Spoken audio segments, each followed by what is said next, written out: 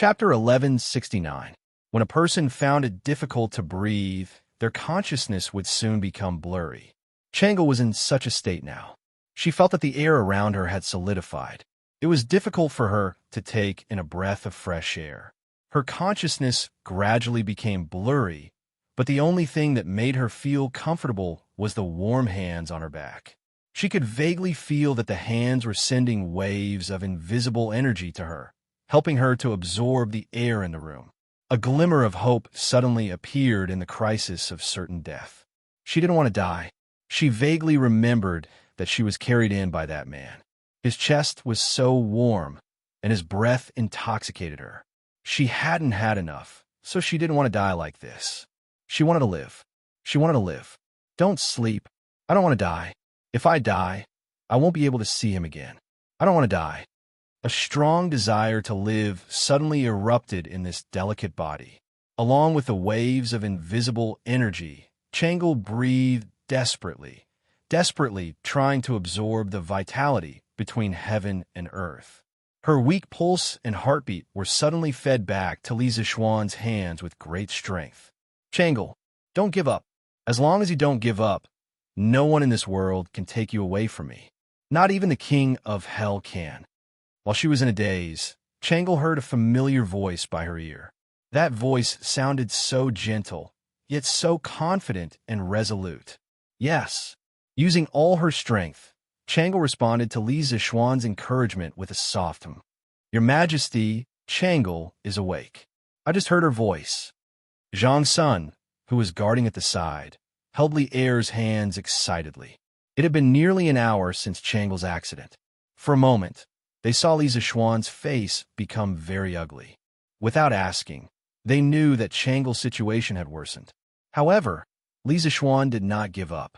He continued to massage Changle's foam-in acupoint repeatedly and continuously transferred qi to her. At this moment, Li Zixuan's face was extremely pale, but there was a trace of joy between his brows. Obviously, Changle had been saved from the most dangerous situation. Where is Ku'er? Has Ku'er returned to the city? Li Er patted Zhang Sun's shoulder, but the worry between his brows did not fade away.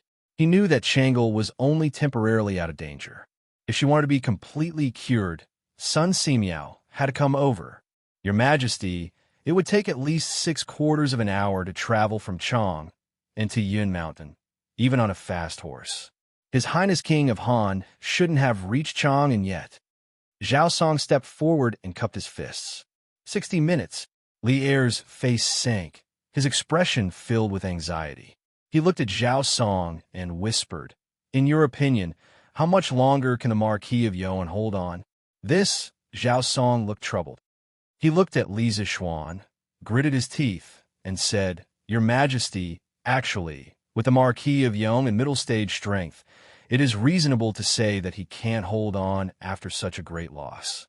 This old servant thinks that he should be holding on with his mind at this moment.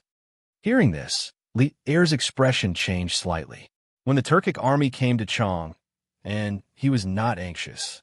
At this moment, beads of sweat appeared on his forehead from anxiety. At this moment, he caught a glimpse of Li Yuanchang, who was standing in the corner and pretending to be an invisible person without saying a word. A trace of killing intent suddenly appeared in his eyes. The root of all today's problems was this brat. Li Er had just finished the morning court today when he learned that Li Zixuan had been invited from Yunshan to the palace by the people sent by Li Yuan. He thought for a moment and understood that it must be Li Yuanchang behind this. After all, he was also present at the conflict at the foot of Yunshan on New Year's Eve. After guessing the cause and effect of this matter, Li Er did not take it to heart, because in his opinion, Li Yuan would at most admonish Li Zixuan, and he was too lazy to come over and do something unnecessary. If things went wrong, he might even be ridiculed by Li Yuan. But who knew that in the end, it would cause such a big mess? His most beloved pearl in his palm almost lost her life because of this. And all this was because Li Yuanchang was stirring up trouble. Feeling Li Er's gaze, which was as though he wanted to eat him alive, Li Yuanchang's forehead started to sweat profusely. His little face turned pale in an instant, and at the same time, his legs started to tremble nonstop. Suddenly, a foul stench came from within the house. It was Li Yuanchang who had wet his pants again. Cough, cough. Li Yuan glanced at Lier, then looked at Li Yuanchang with a complicated gaze. He scolded in a low voice, "Get out." Letting him out was both an exile and protection. "Yes, father." As if he had been granted amnesty, Li Yuanchang did not even have the courage to look at Lier and went out dejectedly. "Your Majesty, your Majesty, the King of Han and Dr. Sun have entered the city." At this moment, a chamberlain ran in from outside the room and bowed to Lier with a face full of joy. "They're here. They're finally here. Hurry. Order people to open all the gates of the palace and give special permission for the King of Han and Dr. Sun to ride horses in the palace today. All guards are not allowed to stop the two of them. Violators will be beheaded." Lier was shocked and said with unusual joy, "Yes, sir." The chamberlain hurriedly went out to pass on the decree. Bam! Marquis Yeoman, Marquis Yeoman, guards, hurry, help Marquis Yong into rest. Hurry and call the imperial physician. At the same time, Zhang Xuan's anxious shout came from behind Lier. Lier turned around and saw that Li Zixuan had fainted on the bed, and Changle had fallen onto Li Zixuan due to inertia. It turned out that when he heard the chamberlain outside the door saying that Li Zixuan and Sun Simiao had entered the city, Li Zixuan finally heaved a huge sigh of relief. However, what followed was a deep sense of exhaustion. He had never been as tired as he was now. And finally, he could not help but faint. Hurry, help Marquis Yong into the side hall to rest. Lier instructed Zhao Song. Yes, your Majesty. On the other side, Zhang Sun helped Changle up from Li Zixuan's body. Zhao Song walked over and carried Li Zixuan on his back, then walked toward a side room. Grandfather, Dr. Sun is here. Father, you're here too. After so much waiting, Liko had finally returned with reinforcements. When he saw Lier at the door, he hurriedly bowed and said. Lier nodded and greeted Sun Simiao, who was behind Li Ku, with a solemn expression. Priest Sun, Changle's condition has suddenly worsened. Please save her no matter what. I've already heard the King of Han explain the cause and effect on the way here. Your Majesty, please allow me to take the princess's pulse first. Sun Simiao's beard and hair were all messed up from being carried by Li Ku all the way here. At this moment, he did not bother to tidy up his appearance and went forward to take Changle's pulse. Chapter 1170. Dr. Sun, how is Changle? In Li Yuan's bedroom. After Sun Simiao finished the acupuncture, his expression was somewhat dispirited. Lier did not have the time to pay attention to Sun Simiao's expression at this moment. He hurriedly walked forward and asked. Sun Simiao smiled and went to the side to wash his hands unhurriedly before saying, This humble Taoist congratulates your Majesty. Lier frowned and said, May I ask, what is there to congratulate me about? Sun Simiao stroked his beard and said with a smile, Your Majesty, although the princess's qi disease came fiercely today, fortunately, the Marquis of Yong and delivered qi in time to nurse the princess's internal breathing. In addition, the princess's desire to live is very tenacious. Currently, there is no major problem. Compared to last year, the princess's physique has greatly improved. When this humble Taoist was performing acupuncture just now, I actually felt a trace of extremely weak Taoist true qi in her body.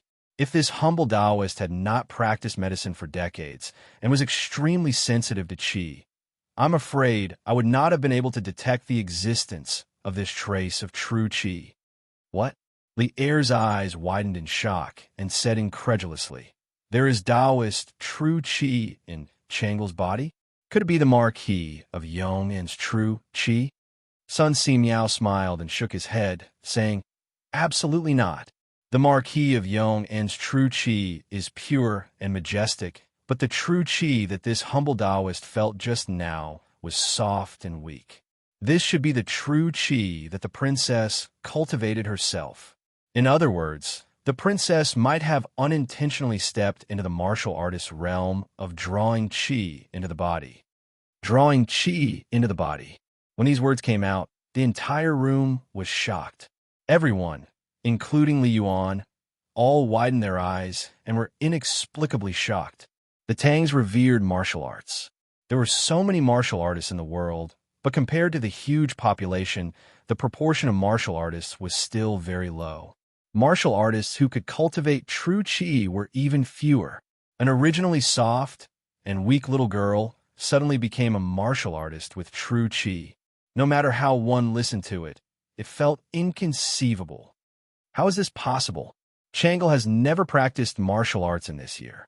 How can she cultivate true qi in her body? Waves of shock surged in Lier's heart. He still found it hard to accept this reality. No, Your Majesty, Changle has practiced it. She practiced Taiji Fist for half a year. Empress Zhang's son suddenly thought of something and quickly added, Taiji Fist. Sun Simiao's eyes lit up and his face suddenly became excited. If that's the case, then it makes sense. Last year I saw Taiji Fist in the academy. This fist technique contains the Taoist theory of yin and yang. It can be both yin and yang.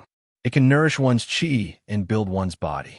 Its effect is no less than the 5 animal frolics. Your Highness's Taoist heart is bright. It is not surprising that you can understand the essence of the Taiji Fist and cultivate a trace of Taoist true qi. There's such a thing. After listening to Sun Simiao's analysis, Li Er felt a little incredulous. Dr. Sun, doesn't that mean that if the Empress persists in practicing Taiji Fist every day, she will also be able to cultivate Taoist true qi and strengthen her ability to resist qi disease? The illness of Empress Zhang's son and Changle had always been a thorn in Li Er's heart. He was always worried that the 2 most important people in his life would suddenly leave him one day. At this moment, hearing Sun Simiao say that Changle had cultivated genuine qi because of Taiji Fist, Li Er suddenly had the idea of letting Empress Zhang's son follow suit. Sun Simiao shook his head. Of course not. Taiji Fist is exquisite, but in my opinion, those who can rely on Taiji Fist to cultivate genuine qi are absolutely 1 in a million. Your Highness is a very special case. Ha! Under various coincidences, Your Highness's qi disease has taken a huge turn for the better. With a little treatment in the future, it is very likely that she will completely recover. Oh, right. Just now I also found that Your Highness's heart and lungs are much more energetic than before. I wonder if Your Majesty and Her Highness have given Your Highness any supplements to strengthen your heart and lungs in the past year. If it were not for this, Your Highness would be in great danger today. When Li Er heard that Changle might completely recover, he was naturally happy. However, after listening to the second half of Sun Simiao's words, he frowned and fell into deep thought. After thinking for a while, he shook his head and said, There has been no change in Changle's diet.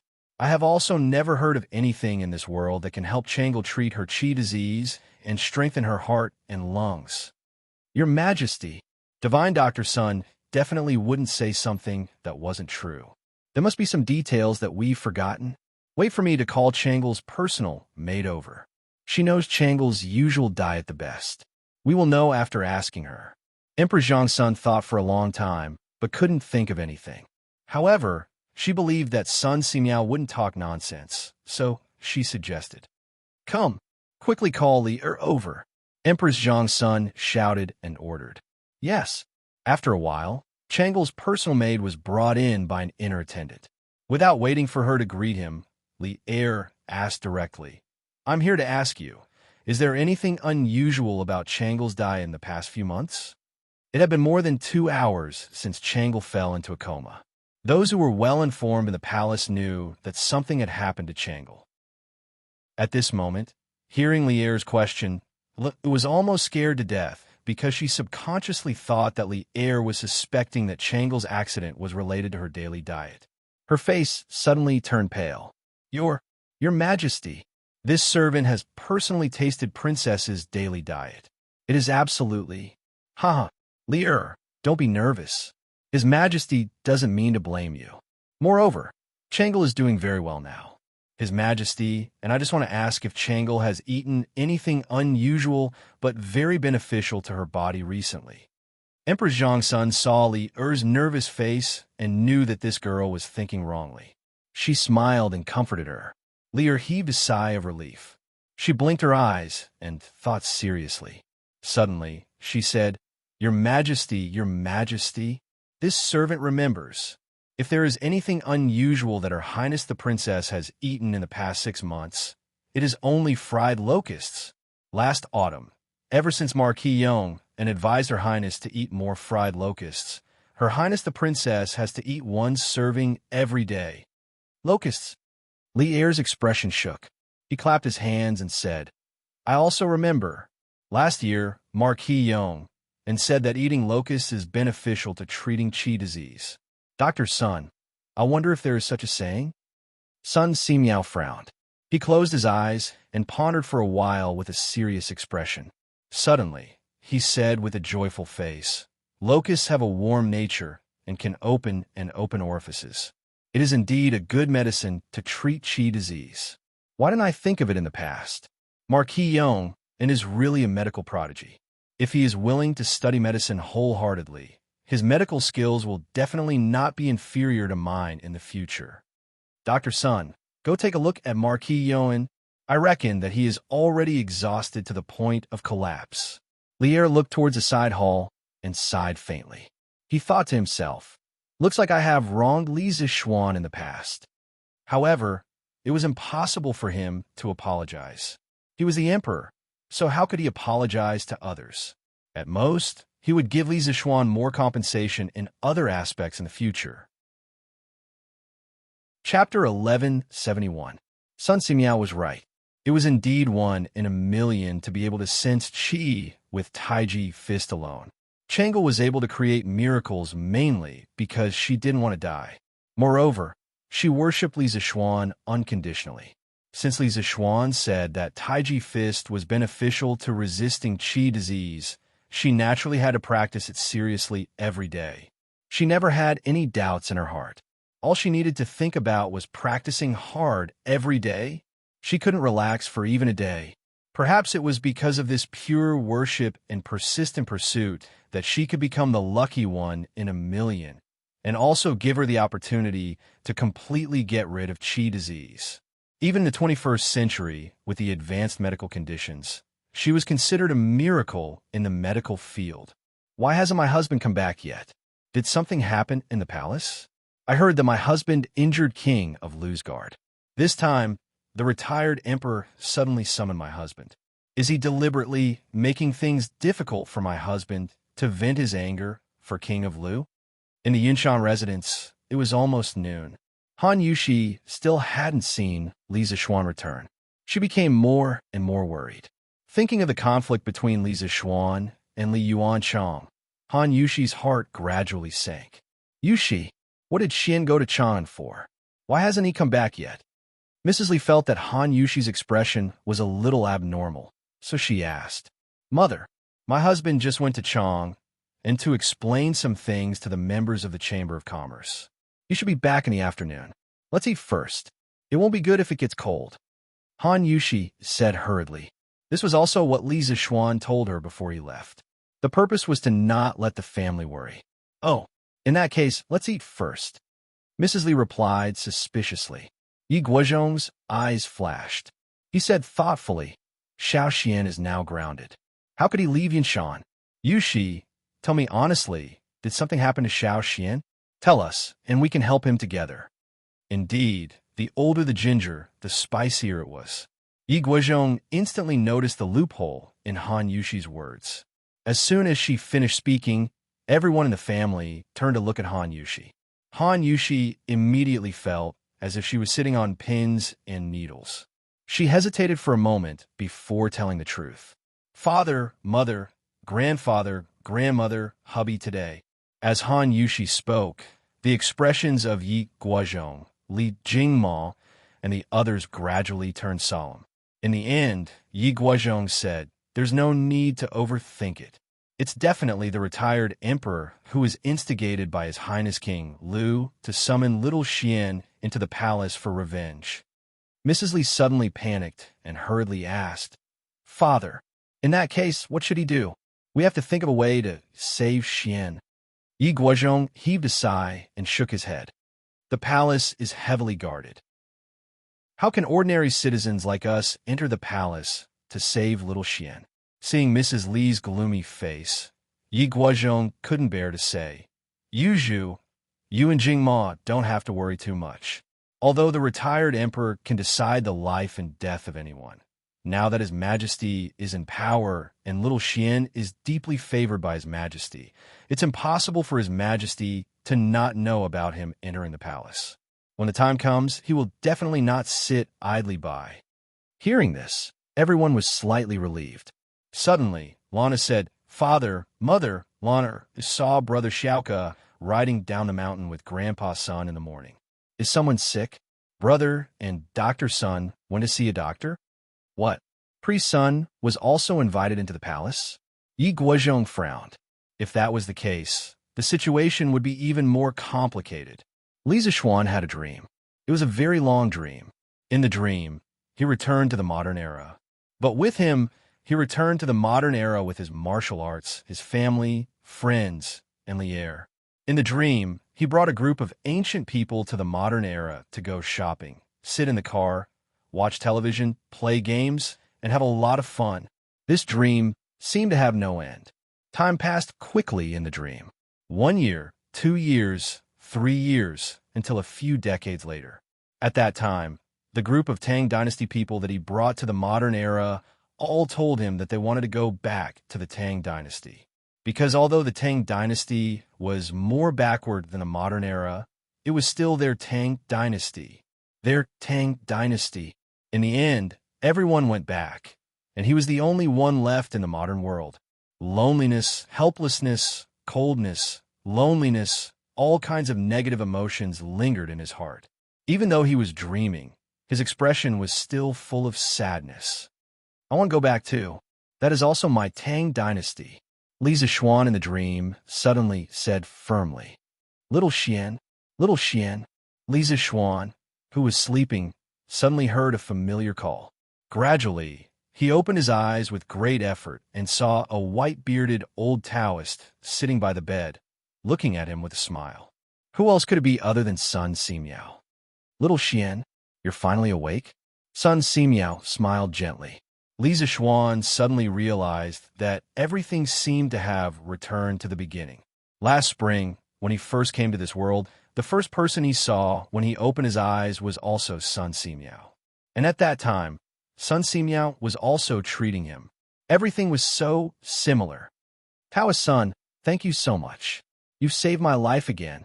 Li Zixuan struggled to pull his hands out and saluted Sun Simiao. His voice was very weak. Sun Simiao made a rare joke and said, Okay. You don't have to be so polite with me. Take care of yourself first. Otherwise, who will help me build the Tang Dynasty Joint Medical Center? Li Zixuan smiled and said, All right. Taoist priest, is Chang'e out of danger? Of course, he had confidence in Sun Simiao's golden needle technique. This was just a casual question. Sun Simiao smiled and said, She's out of danger? Little Xian, I'll tell you a piece of good news. This time, I'm very confident that the princess's qi will be completely cured. How is this possible? Li Zixuan found it hard to believe. After all, even in modern times, it was impossible to completely cure asthma. I never lie. Little Xian, take care of yourself for a while. I'll go back to Yunshan after prescribing a medicine for the princess. Sun Simiao said casually. Not long after, old man Sun left, but Li Yuan came. He walked straight to the side of Li Zixuan's bed and laughed loudly. Yo, you're awake. Not bad. Good job. Luckily, you're here today. Otherwise, I'm afraid that I'll lose Chang'e forever. Even if Erlang doesn't reward you, I'll reward you. Say it, what do you want? As long as I have it, I'll reward you. Chapter 1172. Taiji Palace, Li Yuan's bedroom. Looking at the smiling Li Yuan in front of him, Li Zixuan secretly curled his lips. He thought to himself, just now you, this rotten old man, should have wanted to chop off this young master's head. Now, your face changes really quickly. Retired Emperor, This subject is on good terms with Qin Ke and the Crown Prince. Saving the princess is a matter of course. I don't ask for any reward. Li Zishuan felt that his body had already recovered some strength. Thus, he got off the bed and cupped his hands towards Li Yuan. In order to avoid some criticism, he could only involve Li Tai and Li Chengxian. Li Yuan's eyes glared, and he said unhappily, "What? You think Zhen can't give you a reward?" "Humph. Although Zhen can't leave the palace now, Zhen still has all kinds of treasures and wealth. If you want beauties, Zhen can also give you hundreds. If you want to be promoted, Zhen will speak to Erlang. I don't think you will disobey Zhen." Hey, this old geezer is really narcissistic. Li Zishuan didn't want to be entangled with Li Yuan on this matter. He quickly said, "Retired Emperor, this subject definitely didn't mean that. This subject is now deeply indebted to the Emperor. Wealth, official titles, and beauties are not lacking. Therefore, this subject really doesn't need a reward." He was very clear in his heart that whether it was official titles or wealth, he had already reached a peak. Advancing further would definitely be a disaster and not a blessing. Moreover, he didn't save Changle for a reward. He just felt sorry for this little girl who had been suffering from illness all this time. It's rare for you to be modest today. However, what should be rewarded should still be rewarded. At this moment, Li Er walked in with Empress Zhang's son, Li Chengxian, Li Tai, and Li Ku. Li Er's face was flushed red, as if he had won a battle. He came in front of Li Zishuan and said, "Today, not only did you save Changle, but because of you, there is hope that Changle's illness can be completely cured. This can be considered to have solved one of Zhen's worries. You should be rewarded, and you must be heavily rewarded." He did have a reason to be happy. Changle's recovery gave him hope, because Empress Zhangsuan's situation was exactly the same as Changle's. Now, with Changle's example, there was hope for Empress Zhangsuan's illness to be cured. Actually, Li Zishuan just wanted to go home as soon as possible. He was about to reject him when Li Er waved his hand and said, "I know you don't lack anything now, but I still want to reward you. How about this? Now that you have 8 villages under you, we might as well bestow all of Lantian County to you." As soon as he finished speaking, everyone, including Li Zishuan, was stunned. There was no other reason. This reward was simply too shocking. How big was Lantian County? This wasn't easy to measure at the moment, but the most direct measurement was population. Lantian County was considered a large county, and there were at least 50 to 60,000 people in the county. If converted into households, there were at least 10,000 households. Although Li Zishuan's current title was only that of a marquis, he could live in 10,000 households. This was a treatment that even ordinary princes couldn't enjoy. Furthermore, Lantian County was close to Chang, and its geographical location was rather important. Yet, Li Er gave it to Li Zishuan as his fief. This kind of generosity was not small. It could be said that just based on this reward, Li Er treated Li Zishuan better than his own son. As such, Li Zishuan could be said to have become the second largest landlord in Great Tang. Cough cough, the first was of course Li Er. In terms of land, no one could compare to him. After all, he had a vast territory. "Your Majesty, please retract your order. This subject dares not accept such a heavy reward." Li Zishuan's heart trembled. After a moment, he hurriedly cupped his hands and said, "The bigger the bowl, the bigger the rice." Li Zishuan knew very well that the current him definitely couldn't enjoy such a large fief. Even if he agreed to Li Er's reward today, in the future, the court would definitely not agree to it. This reward was too big, to the point that no one could accept it. Our words carry enormous weight. Since it's given to you, you should accept it. As for the rest, if they have any objections, tell them to look for us. Others might think that this reward was too heavy, but Li Er didn't think it was heavy at all. After all, Li Zishuan had saved the 2 most important people in his life. A few years ago, when Changle and Changsun were suffering from illness, he even thought that as long as someone could completely cure their illness, he would be willing to give half of the country. Now, this was just Lantian County. Even if the court officials had objections, he would still insist on such a reward. Everyone had their own selfish motives, and Lier was no exception. For the sake of his loved ones, he would definitely not regret being selfish for once. Your Majesty, Li Zishuan wanted to say more, but Lier waved his hand and said, Enough, there's no need to say any more. Giving you Lantian County, other than because you cured Changle's illness, another reason is that us heard that you're very good at governing a place. Right now, Plum Village, Han Family Manor, and the rest of your fiefs have all become rich lands that everyone in the vicinity of Chong and is envious of. We have bestowed the entire Lantian County to you in hopes that you can continue to work hard and help us manage this county well. You've exhausted yourself today. Us won't keep you any longer. Go back and rest early. Then, this official will take his leave. At this point, Li Zishuan knew that no matter how he tried to persuade Lier wouldn't change his mind. In fact, he also secretly hoped that his fief could be bigger, but he couldn't tell the exact reason. Perhaps this was the special plot that Chinese people had towards land. He just hoped that in the later court meetings, when the civil and military officials quarreled with Lier over this matter, they wouldn't drag him into it. After cupping his hands towards Lier, Emperor Zhang's son, and Li Yuan, Li Zishuan walked out of the room. Li Chengxian, Li Tai, and Li Ku followed closely behind. Little Xian, it's all thanks to you today. I owe you for this. He's yours. If you need anything, as long as it's within my power, I definitely won't hesitate. Li Chengxian said with a face full of joy. Li Zishuan frowned and couldn't help but say, Chengxian, I already told retired Emperor earlier that saving Changle was because of friendship. Moreover, you're the heir to the throne. I hope that you won't make this kind of promise to anyone under any circumstances. It's not good for you. Li Chengxian was a bit too excited just now. He also knew that Li Zishuan's words made sense. Hearing this, he said embarrassedly, Little Xian, you're right. Then I'll prepare a table of good wine some other day to thank you for saving Changle today. How about it? Li Zishuan laughed loudly and said, Ha ha, drinking wine is fine. Just don't make me pay the bill when the time comes. Li Chengxian laughed in spite of himself and said, Little Xian, you're joking. Even if it was a year ago, I could still afford to treat you to a drink. Li Zishuan smiled, but didn't say anything. Then he looked towards Li Tai and Li Ku. His gaze was slightly heavy as he asked, How did Changle know that I was here? Was it you who reported the news?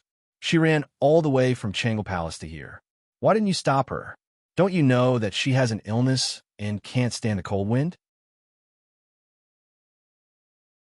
Chapter 1173. On the arch bridge in front of Taiji Palace, Li Tai and Li Ku, the two grand princes, were trembling in fear in front of Li Zishuan, a marquis. If this scene was seen by others, their jaws would drop to the ground. Mountain Elder, it was Changle who told Xiao Ku and me before that if little royal uncle were to find trouble with you, we should call her over to plead with royal grandfather. The situation was urgent at that time, and we didn't expect Changle's chi to suddenly act up. Li Tai's face was full of self-blame. He rubbed his hands and said guiltily. Li Zishuan snorted coldly. Humph. Then do you know that your carelessness almost killed Changle? As the elder brother, you caused the death of your sister. I wonder if you'll be able to live in peace for the rest of your lives. Li Tai and Li Ku's faces turned pale when they heard this. Li Chengxian quickly mediated. All right, Xiao Xian, since it has already happened, there's no point in saying anything more. Fortunately, Changle now has a blessing in disguise. She has a chance to completely cure her chi. Priest Sun said before that there can be no construction without destruction. No one expected her chi to flare up this time, but the end result is still good. Seeing that Li Chengxian took the initiative to speak up for Li Tai and Li Ku, Li Zishuan was secretly relieved. These brothers were finally acting like brothers and no longer schemed against each other all the time. Ha! When Dr. Sun said that Changle used Taiji Fist to cultivate true chi, I was shocked. Xiao Xian, I didn't expect the Taiji Fist you taught to the students of the academy to be so magical. If the common people, or the people of Zheng knew about this, they would definitely go to the academy to learn it. Li Chengxian said with a smile. What? Changle used Taiji Fist to cultivate qi. Lisa Xuan's eyeballs almost fell to the ground. When he taught Changle Taiji Fist to the students, he only wanted them to strengthen their bodies. He didn't expect that someone could cultivate qi. After all, for ordinary people, the profound meaning of Taiji Fist was too profound. If they did not understand the fist intent and only understood the fist form, it was impossible for them to reach a higher level. Therefore, Li Zixuan was surprised that Changle could use Taiji Fist to cultivate true qi. Just think about it, a delicate and weak little girl suddenly became a martial artist with true qi. No matter how one listened to it, it felt unreal. Perhaps this was the only way to describe Changle's talent in martial arts. Yes, I'm ashamed to say that I came into contact with Taiji Fist earlier than Changle, but I neglected to practice it. My progress is not even 1,000th of Changle's. Li Chengxian nodded with a face full of regret. With Changle as a living example, the Li family no longer dared to underestimate Taiji Fist. They believed that after today, there would be a craze for Taiji Fist in the palace. Li Tai scratched his head and said embarrassedly, "Ahem, I'm going to start practicing Tai Chi next semester. Maybe in a few years, I could become a martial arts expert like Yamacho." Hee hee. Li Zixuan rolled his eyes and couldn't be bothered with this little fatty. Was it so easy to become a martial arts expert? Let's not talk about it now. We'll talk another day. Li Zixuan waved his hand and prepared to go home. He had stayed in the palace for so long that his family must be worried sick. Yamacho, Chinke, and I are going back to Yinshan too. Why don't we take a carriage back to Yinshan together? Li Ke's eyes flashed with worry as he hurriedly said. He was mainly worried that Li Zixuan would get into trouble while riding a horse in his current condition. That was why he suggested it in a roundabout way. Yes, all right then. Li Zixuan thought about it and accepted Li Ke's kindness. Riding a horse in such cold weather was indeed not a pleasant thing, especially in the north. The wind was like knives on the face. No matter how good one's martial arts were, it would not feel good. "Husband, you're finally back." As evening approached, he finally returned to the residence. Han Yushi was waiting at the door. Seeing Li Zixuan return, she hurriedly got up and greeted him. "Xian, did the retired emperor make things difficult for you?" Madame Li asked Li Zixuan as she stood up. "Mother, it's nothing. It's mainly because something happened in the palace, so I was delayed for a while." Li Zixuan replied with a relaxed expression. Madame Li smiled, as if relieved of a burden. "Half an hour ago, Dao's son returned from Chang'an. Mother heard from Dao's son that Princess Changle had a relapse. You were in the palace helping to treat her. How is her highness now?" "She's fine. According to Divine Doctor's son, it's very likely that she'll recover in the future." Li Zixuan avoided the topic. Naturally, he could not tell his family that he had fainted because he had transferred qi to Changle in the palace. "That's great. Her highness is cute and kind. To be safe and healthy is truly a blessing to my great Tang." Madame Li sighed with joy. She had seen Changle when she came to the Li household. Moreover, she liked this little girl from the bottom of her heart. Now that she heard that the little girl's illness that had troubled her for several years could be cured, she naturally felt happy. "Father, mother, grandfather, grandmother, please continue chatting. I'm a bit tired. I'll go in and rest for a while." Li Zixuan's body couldn't help but sway. He hurriedly regained his footing and said a few words to the elders in the room before heading to his bedroom. This time, his body had truly been hollowed out. At the very least, he would need to recuperate for several days before he could fully recover. "Mother, then I'll go see husband." Han Yushi looked worriedly at Li Zixuan's back. She turned her head and said a few words before following after him. 2 days later, the civil and military officials who had taken 7 days of New Year's Eve finally returned to work in the imperial court. The first day of work after the New Year's Eve was unusually busy.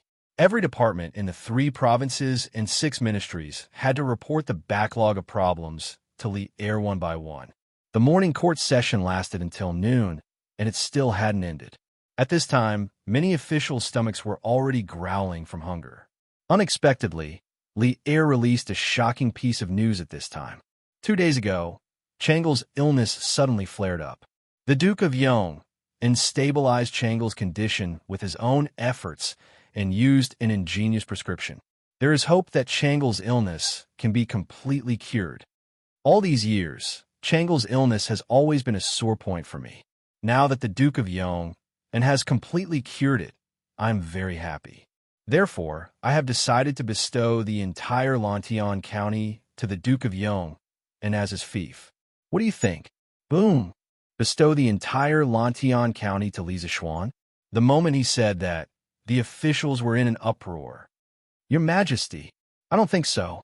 Although the Duke of Yong has made great contributions, it's too much to bestow the entire Lantian County to him. Please retract your order, Your Majesty. Wei Zheng frowned. He felt that Li Er was completely acting on impulse. Thus, he took a step forward and spoke righteously. Chapter 1174. Why is the reward too excessive? Changle is the apple of our eye. We have said before that if anyone can cure Changle's illness, we will give them half of the country. Right now, it is only a small Lantian county. Wei Zhuang, are you looking down on us or Changle by saying that the reward is too excessive? Within the Taiji Palace, Li Er saw that Wei Zheng was the first to jump out to oppose and frowned. He paused and snorted with displeasure. But how could Wei Zheng retreat because of Li Er's displeasure? This fellow was the most typical thorn in the imperial court during the Jingguan era. Opposing Li Er had already become a common occurrence for him. Your Majesty, this old subject is not looking down on anyone, but if all the citizens of Lantian County are in theft to Marquis Yong, how is that different from Western Zhou's enfeoffment system? Could it be that Your Majesty wants to restore the Zhou system? Enfeoffment system. Hearing this sensitive word, the faces of all the officials in the palace turned serious. In the history of ancient China, ever since the Qin dynasty unified the 6 states, the biggest problem that the founding emperors of each dynasty faced was which system to adopt to manage the country and ensure that the country would always remain in the hands of their own people. Regarding this, the Qin first emperor thought of a way to abolish the enfeoffment system and change it to a county system. As for the county magistrates, they were personally appointed by the emperor to govern the region. However, the Qin dynasty only existed for 15 years before disappearing. Later on, many founding emperors used the Qin dynasty's disappearance as a lesson and implemented the enfeoffment system. During the implementation of the enfeoffment system, because the emperor's relatives were watching over the country, they had a very close relationship. Thus, the citizens lived very well and there were very few disturbances. However, this could only be done when the founding emperor was on the throne. Once the founding emperor died, there would be another catastrophe. Many vassals would start a fight for the throne and start a rebel. For example, the Western Han's rebellion of the state of Qi and the Western Jin's rebellion of the 8 princes. However, during the Tang dynasty, although there were painful lessons from the Han and Jin dynasties, Li Er still wanted to use the enfeoffment system to reward his son and the officials who helped him obtain the throne. According to historical records, in the 7th month of the first year of Jingguan, Li Er sought out Xiao Yu to discuss the enfeoffment system. Xiao Yu was a person who greatly respected the Zhou rights and could be said to be the most enthusiastic proponent of the enfeoffment system. At that time, he said, "Based on my observation of the previous dynasty, I believe that the enfeoffment system will last for a long time." The Qin dynasty had 6 states, but the 2nd generation died. The Han dynasty had the world, and the commanderies participated in the construction, but it took more than 400 years. The Wei and Jin dynasties were abolished and could not last forever. Li Er was overjoyed that he had finally found a like-minded person.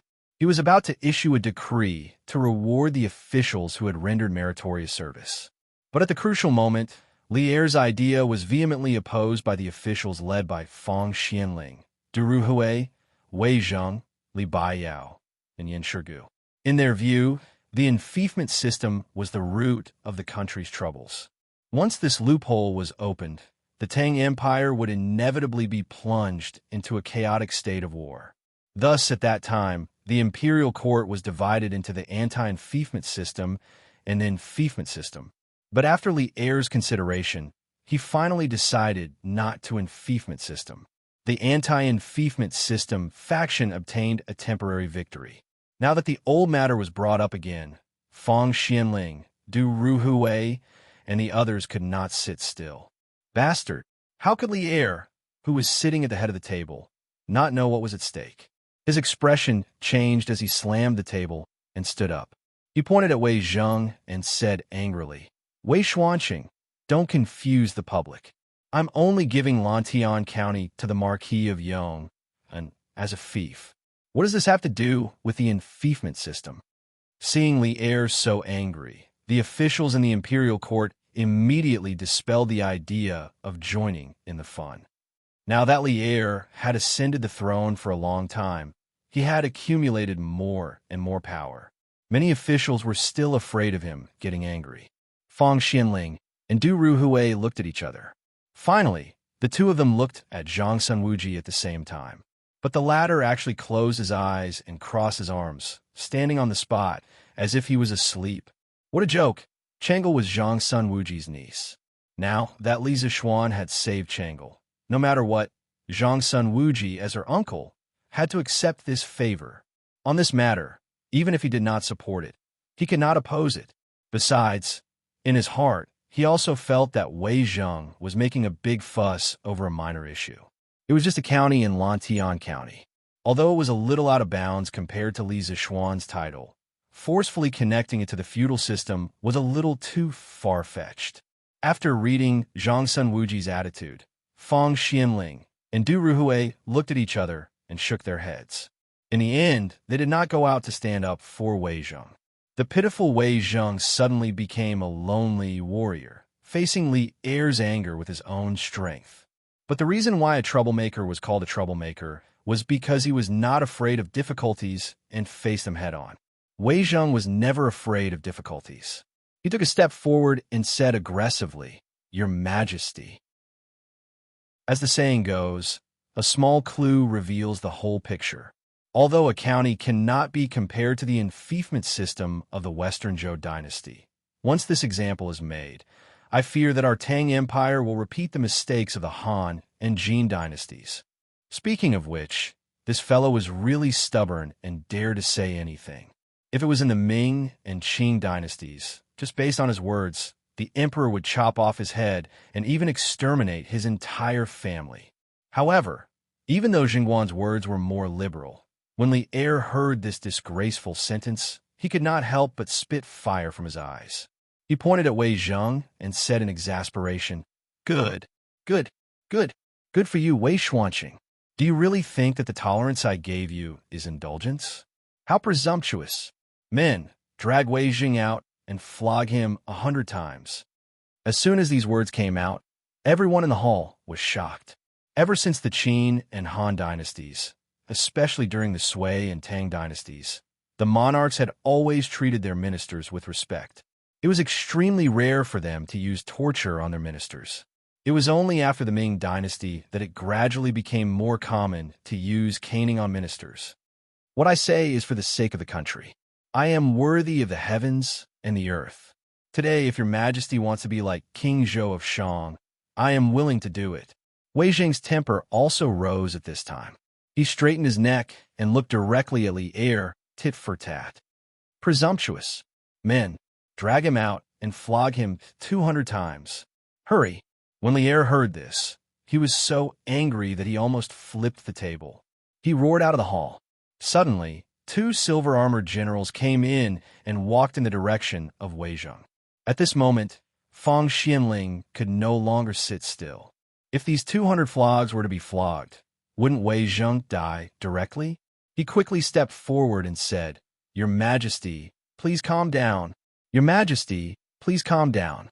Wei Xuanqing is straightforward and outspoken, although his words were a bit extreme. I hope that your Majesty can forgive him on account of his dedication to the country. Chapter 1175. Forgive? How do you want me to forgive? It is because I have forgiven him time and time again that he is so unbridled now.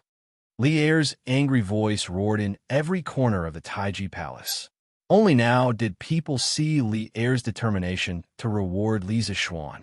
Your Majesty, Minister Wei's words are indeed inappropriate, but it is not enough to warrant punishment. Your Majesty, please reconsider. Zhangsun Wuji also stood out.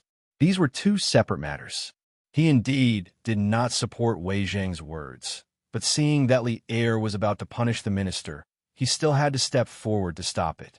This example could not be set. Your Majesty, please reconsider. Since Zhangsun Wuji had stood out to plead for leniency, the other ministers could not remain indifferent. Instantly, a large group of people bowed. When Li Er saw this, he was so angry that he did not know what to say. At this moment, Wei Zheng recklessly said, "This old minister's life and death are not important, but as your Majesty's minister, this minister should think for your Majesty's country. Giving Lantian County to the Marquis of Yong and is against the law, and this minister believes that the Marquis of Yong and will not agree. The people of Lantian County will also not agree." Li Er was so angry that he laughed. "Good. Since Wei Xuanqing is so confident, then do you dare to make a bet with me?" Wei Zheng said without hesitation, "Why wouldn't I dare? But how does your Majesty want to bet?" Li Er said with his hands behind his back, "Humph. Let's bet on my decision.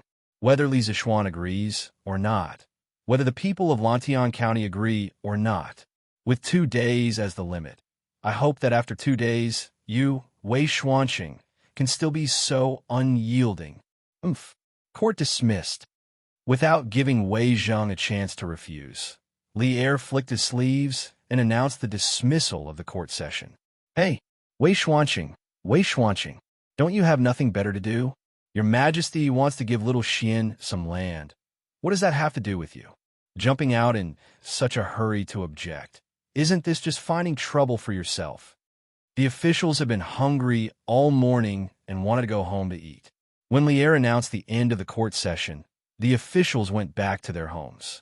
Cheng Yaojin walked to Wei Zheng's side and patted his arm. As one of Li Zishuan's elders, he naturally stood on Li Zishuan's side in this matter. However, Li Zishuan's temper was too big in the morning assembly, so he didn't want to add fuel to the fire. He could only mock Wei Zheng after the assembly ended. "Umph. Lu Guogong, this old man, is wholeheartedly devoted to the public. I only care about the matter, not the person. No matter who is involved in this matter today, this old man will come out and stop His Majesty from acting willfully." Wei Zheng rolled his eyes and snorted at Cheng Yaojin. "Hey, what a stubborn old man.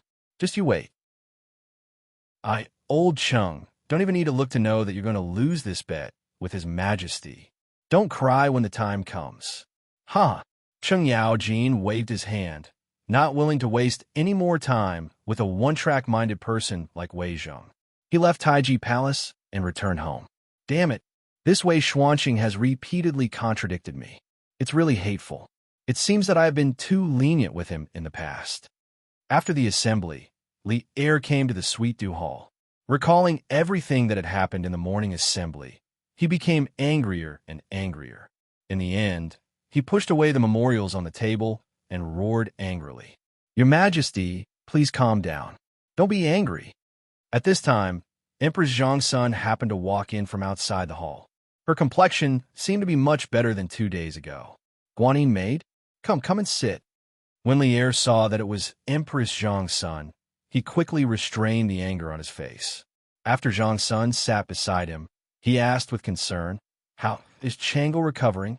Empress Zhongsun smiled and said, "Your Majesty, Changle has completely recovered after 2 days of recuperation by Dr. Sunday. This morning, this concubine followed Changle and practiced Taiji Fist twice." Li Er immediately forgot some of the unpleasantness in the assembly and said with a smile, Good. Guanyin maid, you have to practice Taiji Fist every day in the future. If I have time, I will practice with you. I heard from the Marquis of Yong, and that even if ordinary people can't sense qi when practicing Taiji Fist, if they practice more, it will only be good for the body. When the locusts flood this summer, the palace's food must have locusts every day. In the long run, Guanyin maid, your qi will definitely slowly improve. Li Qingqian's prediction was right. After the incident with Changle, there was indeed a craze for Taiji fist in the palace. Not only Empress Zhang's son, but some of the concubines, princes, and princesses in the harem also followed to practice Taiji fist. Now, Li Er could be considered to have performed a real-life version of Delicious. Last year, when the Academy used locusts to make the delicacy soaring to heaven, Li Er wanted to find trouble with Li Zishuan after learning the truth. Unexpectedly, he was now looking forward to eating locusts in the palace again. Yes, delicious.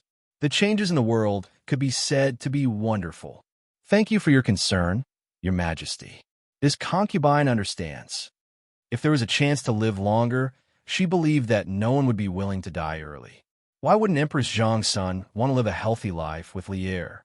Therefore, when she practiced Taiji fist, she was more serious than anyone else. At this time, she looked at the scattered memorials on the ground and bent down to pick them up while smiling softly. On the way here, this concubine heard that Wei Zhuqing contradicted Your Majesty in the morning court. I think Your Majesty should be worried about this matter just now. Humph, that stubborn old man. When Wei Zheng was mentioned, Li Er immediately became angry. He briefly recounted what had happened in the morning to Empress Zhang's son. At the end, he couldn't help but add, Guanyin maid, do you think this Wei Zheng is arrogant because he is pampered? He completely took our previous tolerance for him as indulgence. He actually compared me to King Zhou of Shang and compared himself to Shangguan. Humph! If I were King Zhou of Shang, Wei Zheng would have died who knows how many times. In fact, the reason why Li Er was so angry today, other than Wei Zheng's attitude being a bit reckless, was that he had already promised to bestow Lantian County to Li Zishuan yesterday. Moreover, his father Li Yuan was still present at that time. In this way, if he really couldn't fulfill his promise because of Wei Zheng, not only would he lose his prestige, he would also become a joke in Li Yuan's eyes. This was absolutely not allowed to happen. Li Er had a very deep obsession in his heart, and that was to be an emperor for all eternity. No matter how bad it was, he had to be better than Li Yuan. He wanted to prove to his father that no one was more suitable to sit on the throne than him. Your Majesty, please calm down. That last bet of yours has caused Wei Zhuqing to suffer miserably this time. I don't know if someone will throw stones at Wei Zhuqing's house in the next 2 days. Empress Zhang's son softly comforted, then thought of something and couldn't help but cover her mouth and laugh. Chapter 1176. It was almost evening in the Yunshan residence. Li Zishuan looked at the golden silk in his hand and helplessly revealed a trace of a bitter smile. He could only hear himself muttering to himself, Wei Zheng, this time it's not me who wants to make things difficult for you. It's His Majesty and the people. After that, he picked up the pen and paper on the table and scribbled a few lines of words. Then, he put it in an envelope and left the study. He called Pang Feiji and said, Feiji, quickly send this letter to the workshop and give it to Ma Zhou. It was already the 7th day of the Lunar New Year, and the workshop had already resumed production. Correspondingly, the editorial department of Tang Daily had already started work 2 days ago. Therefore, some of the people in Chang, and who had been away for work all year round, had taken advantage of these 2 days to enjoy the freshly baked Tang Daily, which was still emitting the fragrance of ink. Yes, Marquis. Pang Feiji bowed and accepted the order. Mr. Ma, Marquis asked me to give this to you. In a new workshop in the editorial department of Tang Daily. After Song Xiaoxi's report, Pang Feiji met Ma Zhou and handed over the letter from Li Zishuan. At this moment, Ma Zhou was writing the application materials for the evaluation of professors. After the Lantern Festival this year, the teachers of the academy would start school early. The first thing in the new semester would be the evaluation of teachers' titles. A few days ago, Li Zishuan had asked Ma Zhou to start preparing. At this time, he took the letter and opened it. He was stunned, if not for the fact that the handwriting on the letter was exactly the same as Li Zishuan's. he would have suspected that Pang Feiji was faking Li Zixuan's handwriting. Okay, please tell Marquis that there is no problem on my side. After putting away the letter, Ma Zhou's expression was strange. He then said to Pang Feiji in a muffled voice, "Okay, then I'll take my leave." Pang Feiji was confused. However, he knew that some things could be asked and some things could not be asked. Therefore, he just nodded and left. Sigh, I really don't understand what Marquis is trying to do. After Pang Feiji left, Ma Zhou smiled and sighed. The next day, the headline of Tang Daily made Chong, and which had been bustling for a few days after the Spring Festival, boil again. This subject, Li Zixuan, has heard that your majesty wishes to bestow upon this subject the land of Lantian County. This subject is in fear and trepidation. As a marquis, to receive a county as a fief is indeed against the rules. This subject will also be criticized by my colleagues. However, as your majesty's subject, I am willing to share your majesty's worries and make the following promise. If within 3 years, this subject is unable to ensure that the people of Lantian district can afford to wear clothes, eat meat, and read books, this subject is willing to hand over all my fiefs. I welcome all the people and officials of the Great Tang to supervise this subject. Li Zixuan, 8th day of the 1st month of the 2nd year of Zhengguan. This short announcement was similar to a modern-day inauguration speech. However, this was the first time that the ancient people had seen such a form of announcement. They could not help but find it refreshing. However, what was more interesting was the content of the announcement.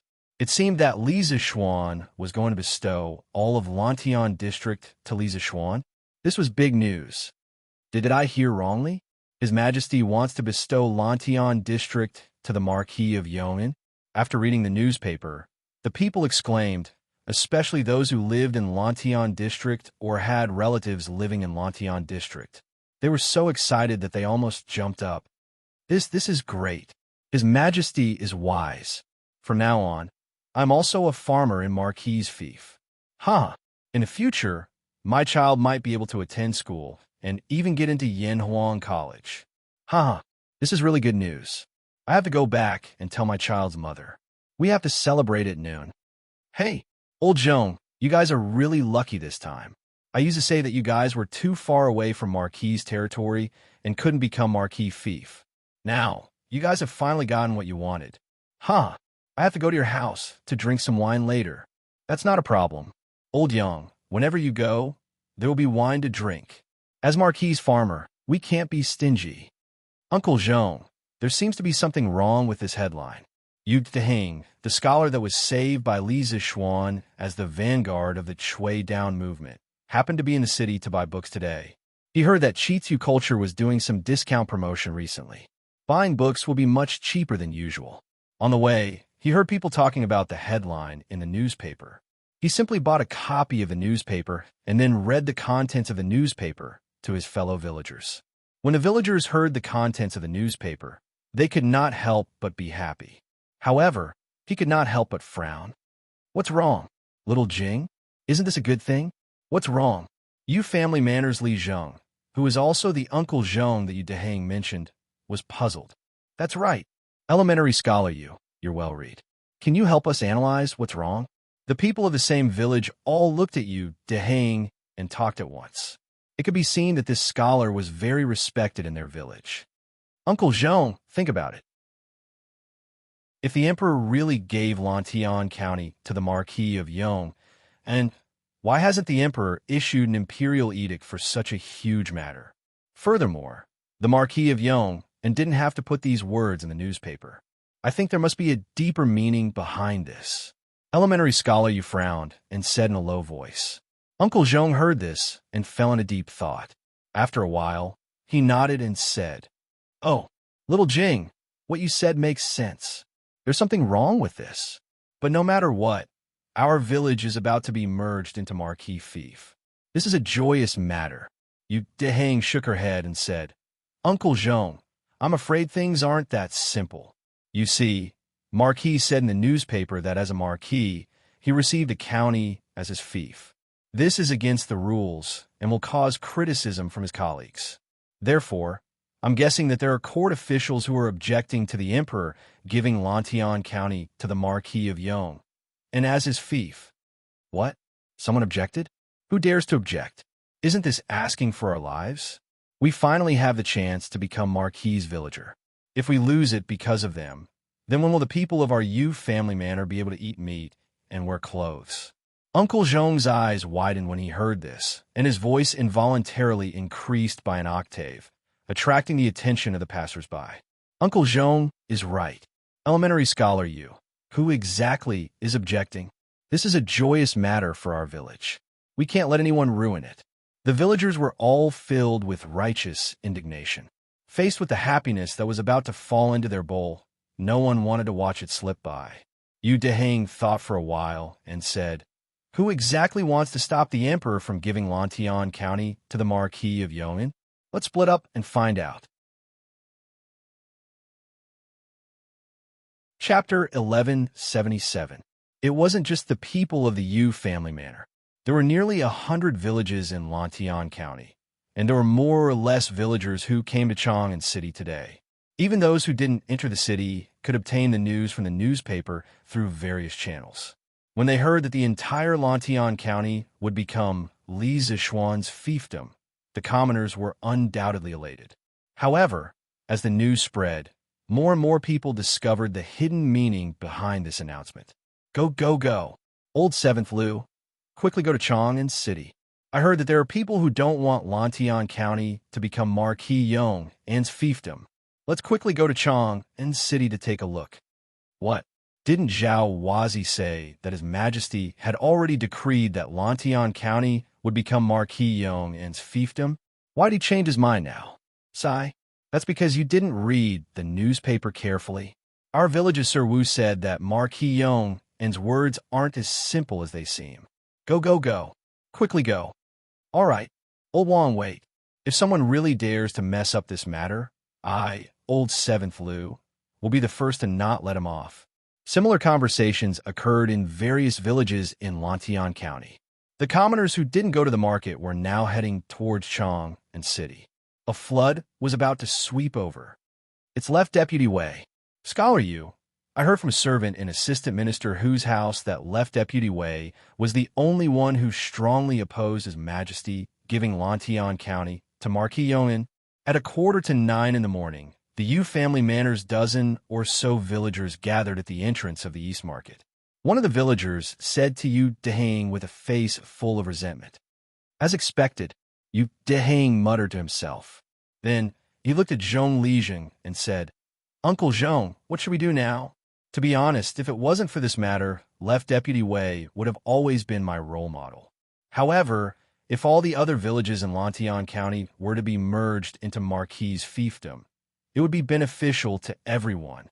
In terms of national law, Left Deputy Wei's objection is indeed understandable. However, he neglected the feelings of us ordinary villagers. Zhong Lijing's gaze darkened. He looked at the surrounding villagers, who were all agitated and eager to fight, and slowly opened his mouth to speak.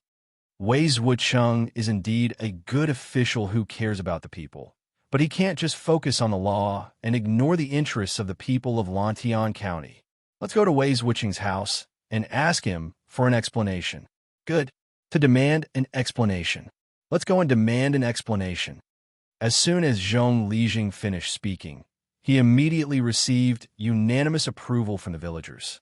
In the past, the Yu family manor wasn't Li Zishuan's fief, but they still managed to get by. However, humans were creatures.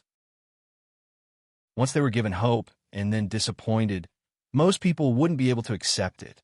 The villagers of the Yu family manor were now in such a situation. They saw that they had the hope of leading their families to a good life, but it was all ruined by Wei Zheng alone. How could they tolerate this? In addition, after learning that Wei Zheng was the instigator behind this, the people of the other villages all rushed to Wei Zheng's house in Yongxing Lane. There were more and more people, and they gradually formed a mighty torrent. They came from different villages, but at this moment, they all had the same goal, and that was to make Wei Zheng yield and stop interfering with Li Zixuan's reward. Madam, madam, not good. There are many people gathered outside the residence. The old gatekeeper of the Wei estate was the first to discover the abnormality and quickly reported it to the maidservants in the residence. The maidservants then ran to the rear courtyard to inform the mistress of the house, Madame Pei. When Madame Pei heard this, she said in surprise, "There are many people gathered outside the residence. Master has always been an honest official, so why would these people come to our house to cause trouble? Could it be that they were instigated by some vile people?" Madame Pei was born in a prestigious family, but she was willing to marry into the Wei family, which was in decline. What she valued was Wei Zheng's upright, honest, and outspoken nature.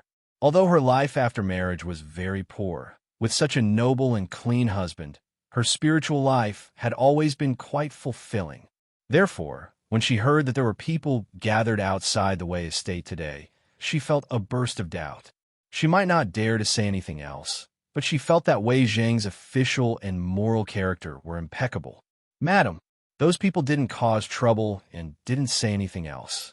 They only said that they want to see Master and ask him to let them go." The maidservant bowed and replied. This group of people gathered in front of the Wei estate was much more rational and restrained compared to the group of people who gathered around the Chui estate last year. It was mainly because Wei Zheng's official reputation had always been very good, and most of the people felt that he was a good official.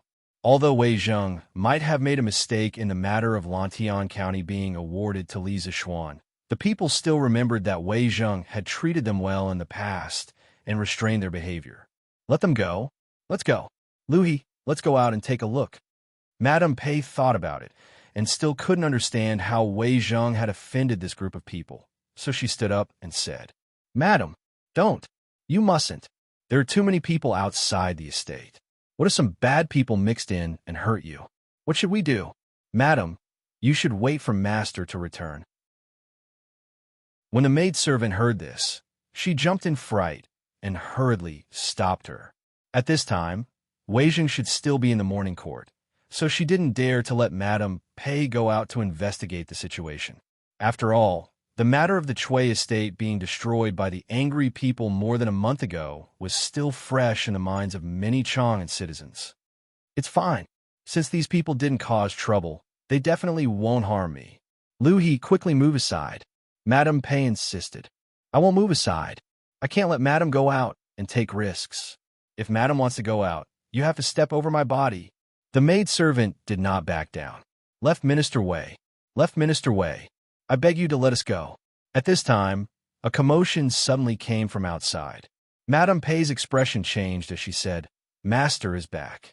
Let's go to the back of the courtyard to take a look." This time, Lu didn't stop them and followed Madame Pei to the front yard. "Let you go. When have I ever done anything to harm you or restrict your freedom?" In front of the Wei estate, Wei Zheng had just returned from the morning court and saw many citizens gathered in front of the estate from afar. His heart sank, and he hurriedly came to the front of the crowd. When he heard the citizens all asking him to let them go, he couldn't help but feel puzzled and asked, "Student Yu Deheng greets left Minister Wei."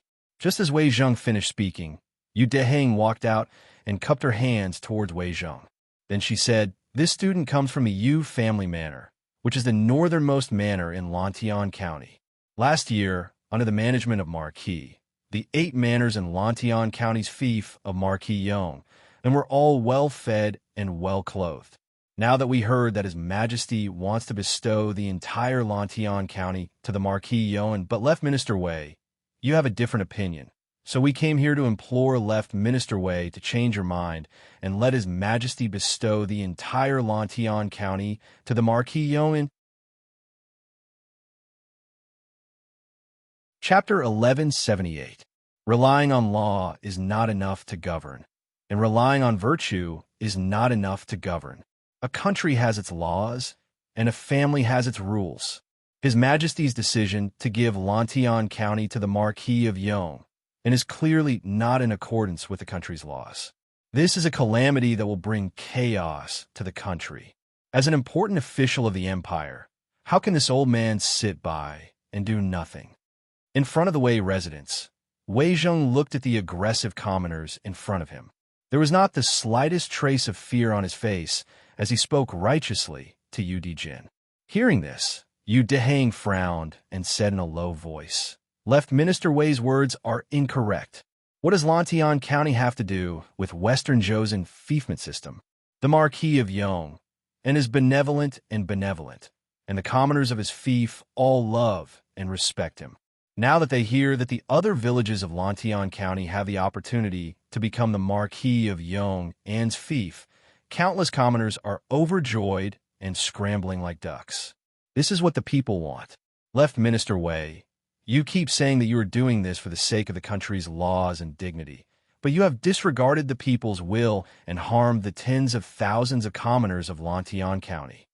Being spoken to like this by a late student, Wei Zheng's old face was somewhat embarrassed.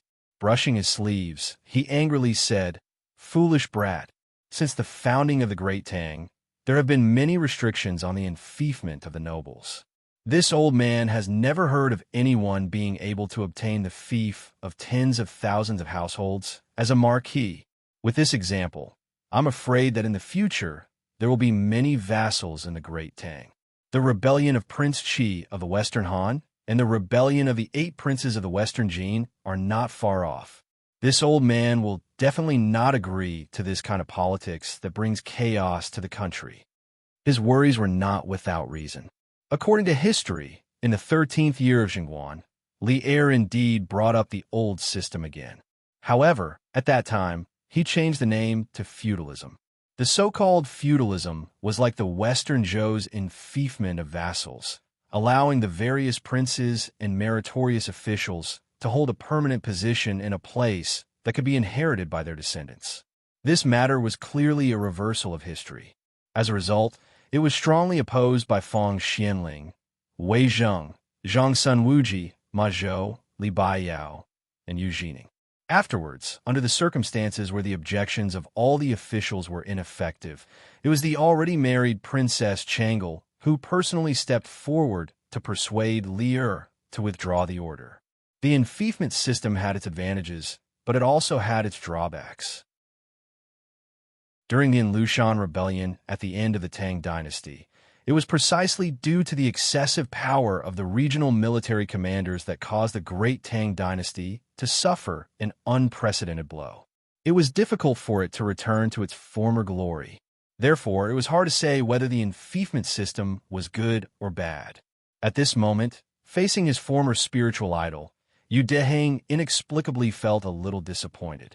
He angrily said, "Left Prime Minister Wei, are you going to ignore the suffering of tens of thousands of people in Lantian County just to insist on your political views? In this way, even if you realize your political ambitions, what's the point?"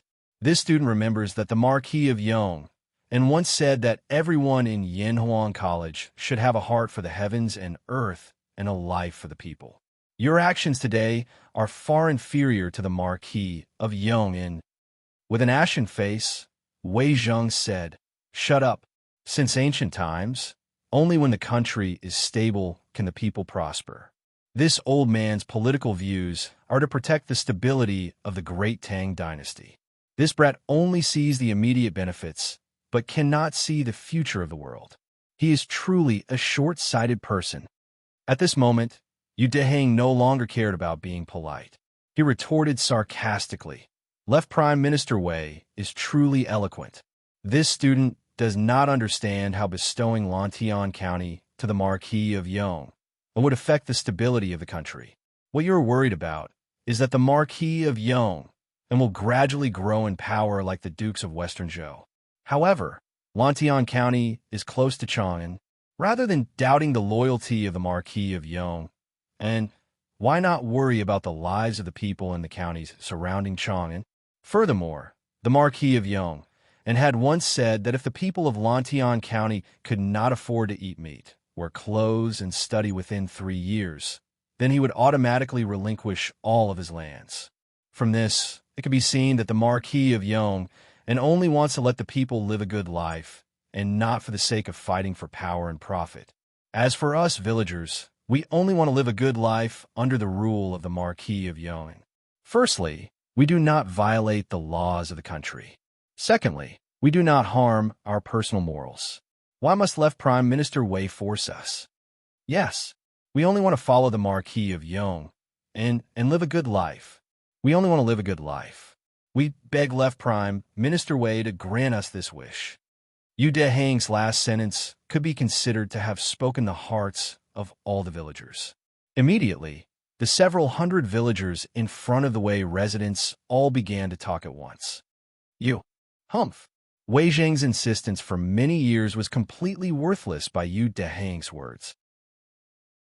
He wanted to say something, but when faced with the knife-like gazes of the people, he could only brush his sleeves and turn around to enter the house. Because at this moment, a trace of confusion appeared in his heart. Thinking about how he, Wei Zhang, had been cautious and conscientious all his life. Wasn't it all to let the people live a good life? But now, he had become the target of the people's condemnation. Could it be that he had really done something wrong? Old master, are you all right?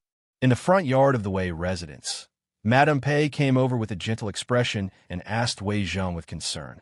Sigh, I'm fine. Wei Zhang shook his head and sighed tiredly. At this moment, he seemed to have aged several years. Madame Pei wanted to say something, but hesitated.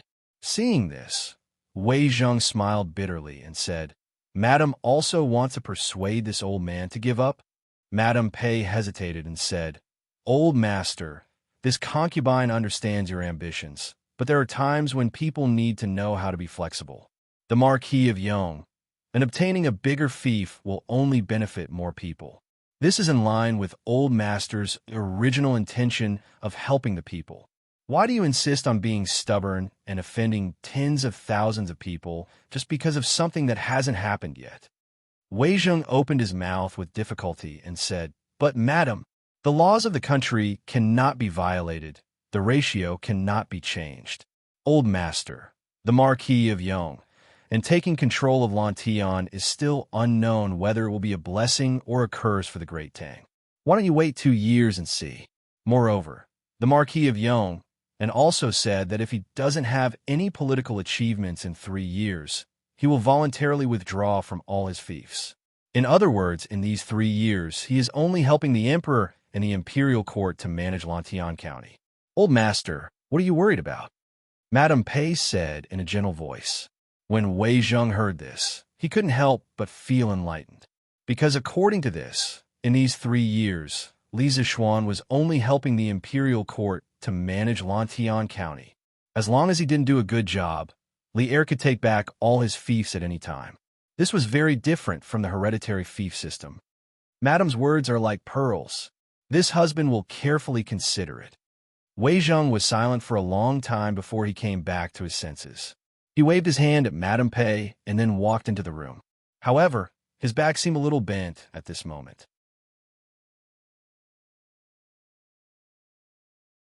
Chapter 1179. Xiaojing, did Wei Zhuqing agree or not? Zhong Lijing and the other villagers couldn't understand the battle of words between scholars. Seeing Wei Zhang flick his sleeves and leave, Zhong Lijing was a little puzzled. Yu Dehang shook her head and sighed. Ah, Uncle Zhong, tell everyone to disperse. Let's go back and eat first. Zhong Lijing understood the hidden meaning in Yu Dehang's eyes. His expression darkened, and he turned around to look at the main entrance of the Wei estate. He let out a long sigh and then turned around to shout at the villagers of the Yu residence. Let's go. Listen to Scholar Yu and go back first. Ah, Lijing, we're going back just like that? Wei Zhuqing hasn't agreed to us yet. A villager said in surprise. Zhong Lijing said in a bad mood. Just go when I tell you to go. Why are you talking nonsense? Although the Yu residence's villagers were unwilling, they still obediently left because of Zhong Lijing's scolding. However, the other villagers weren't as good-tempered as Yu Dehang.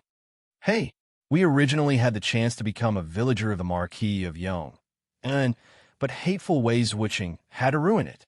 Bah, that's right. I heard that Wei Zhuqing was a good official, but now it seems that he's a treacherous official. Hey, some of the more irritable commoners cursed, and spat at the Wei estate's gate, or picked up stones on the ground and threw them into the Wei estate's courtyard. Bang! Ouch! Which wicked person is throwing stones into the sky? A cry of pain immediately sounded in the Wei estate's courtyard. The commoners outside hurriedly scattered when they heard the sound. After all, since ancient times, commoners didn't fight with officials. However, they couldn't throw stones openly, but no one could control them if they secretly threw them. Therefore, in the afternoon, the servants and maidservants of the Wei estate suffered because no one knew if a sudden disaster would fly over in the next moment. A stone or feces would fall from the sky and land on their heads. Hee. Now, it's Wei Xuanqing's turn to have a headache, right? Imperial Palace West Court, Lijiang Hall. Li Er put down a newspaper in his hand and smiled at Empress Zhang's son. Your Majesty must have seen today's headlines, right?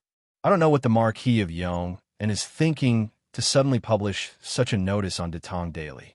It looks like he's purposely hinting to the people that someone doesn't want Lantian County to be his fief. Empress Zhang's son had clearly read today's newspaper. When she heard this, she couldn't help but giggle. Li Er smiled, but did not speak. Seeing this, Empress Zhangsuan's eyes turned, and she suddenly said, His Majesty should have given the Marquis of Yong in some sort of decree. Otherwise, how could there be such a coincidence in this world? Li Er's expression froze. He opened his mouth, but neither admitted nor denied it. Hey, this kid didn't put in any effort at all, and he wants to obtain 10,000 households' land. How can there be such a cheap thing in this world? Empress Zhang's son smiled, and then a worried expression appeared on her face, saying, It's just that the Marquis of Yong and is talking too big this time, right? There were 60 to 70,000 people in Lantian County. To let everyone be able to afford to eat meat, wear clothes, and study was extremely difficult. Not to mention 3 years. Even if it was 10 years, no one would be able to do it. Li Er frowned, thinking in his heart that all of this was done by this kid on his own initiative. This emperor did not ask him to make such a promise, although this was what he thought in his heart. But towards Li Zishuan's ability, Li Er still had a lot of trust. Thus he said, Guanyin maid, rather than worrying about this, why don't you guess if Wei Zheng will admit defeat in tomorrow's morning court? Because this matter to other people was an impossible matter, but to Li Zishuan, it might not be so. And with that kid's character, if he wasn't confident in something, he would definitely not speak rashly. Empress Zhang's son carefully thought about it. It seemed like the awesome that Li Zishuan had boasted back then had all come true. In comparison, letting the people of the fief have enough to eat and where wasn't an impossible matter. This concubine heard that when it was close to noon, Wei Wuqing's house was surrounded by the citizens of Lantian County. However, with Wei Wuqing's unyielding character, I'm afraid that even if the citizens opposed, he wouldn't easily give up. So I guess that in tomorrow's morning court, Wei Wuqing will definitely not admit defeat. Li Er's eyes flashed and thoughtfully said, Hee, then let's wait and see. The next day, before the morning court, under the steps in front of Taiji Palace, the officials gathered in groups of 3 to 5, whispering to each other as they waited for the morning court to begin. Hey, Wei Xuanqing, I heard that your house was very lively yesterday. How is it?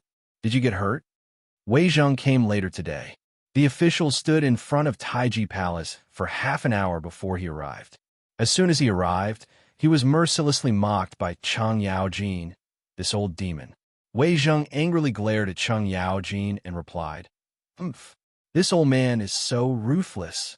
There's no need for High Duke Lu to worry. After saying that, he walked towards the position of Fang Xianling and Du Ruhui. There was no other way. When a scholar met a soldier, there was no way to reason clearly. In terms of shamelessness, he was far from Cheng Yaojin's opponent. Morning court. Fortunately, he didn't come very early today. After standing for a while, a eunuch came over and shouted. The officials lined up and entered Taiji Palace one by one.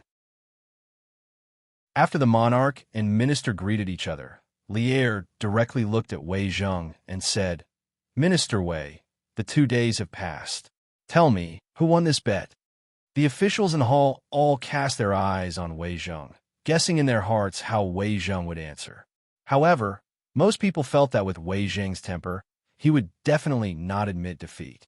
Wei Zheng had already thought about it before leaving this morning. At this moment, he stepped forward, cupped his hands towards Li Er, and bowed. Replying to your majesty, this old official lost this bet.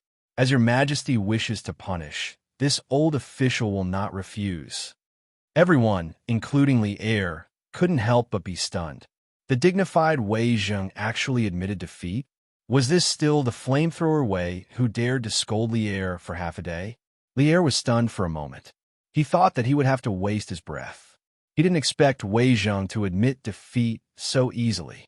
After a pause, he laughed. Huh. Minister Wei is wholeheartedly devoted to the country. What crime is there? Back then, I only said that it was a bet, but I didn't say what the stakes were. Now that Minister Wei has admitted defeat, does anyone have any objections to the matter of Lantian County being awarded to Li Zishuan? This was called the demeanor of a victor. Between the monarch and his minister, timely tolerance was very necessary. Wei Zheng naturally cupped his hands and said, "This old official has no objections." The reason why he admitted defeat today was not because the people threw stones and feces at his house, but because he was deeply affected by his wife's words yesterday. Since Wei Zheng did not object, what reason did the other officials have to object? Thus, they all cupped their hands and said, "This official has no objections." Huh, good. In that case, from today onwards, I will bestow Lantian County to the Duke of Yong'an. Chapter 1180. Your Majesty, today is already the 9th day of the Lunar New Year. I plan to leave tomorrow and bring the Cui family to Zhengzhou. In the Taiji Palace, after Li Er announced that Lantian County was officially under Li Zishuan's control, Wei Zheng cupped his hands and continued. Li Er was overjoyed. No. His expression turned solemn. He pulled a taut face and said seriously, "Emma, I'll have to trouble you with the Cui family's matters. In order to prevent any accidents, I will send a team of Imperial Guards to escort you along the way. When we reach Zhengzhou, I will have all the officials in Hunan listen to your orders." Wei Zheng would escort Cui Junchuo to Zhengzhou and thoroughly investigate the corruption of the officials of Hunan province. This was originally decided before the new year.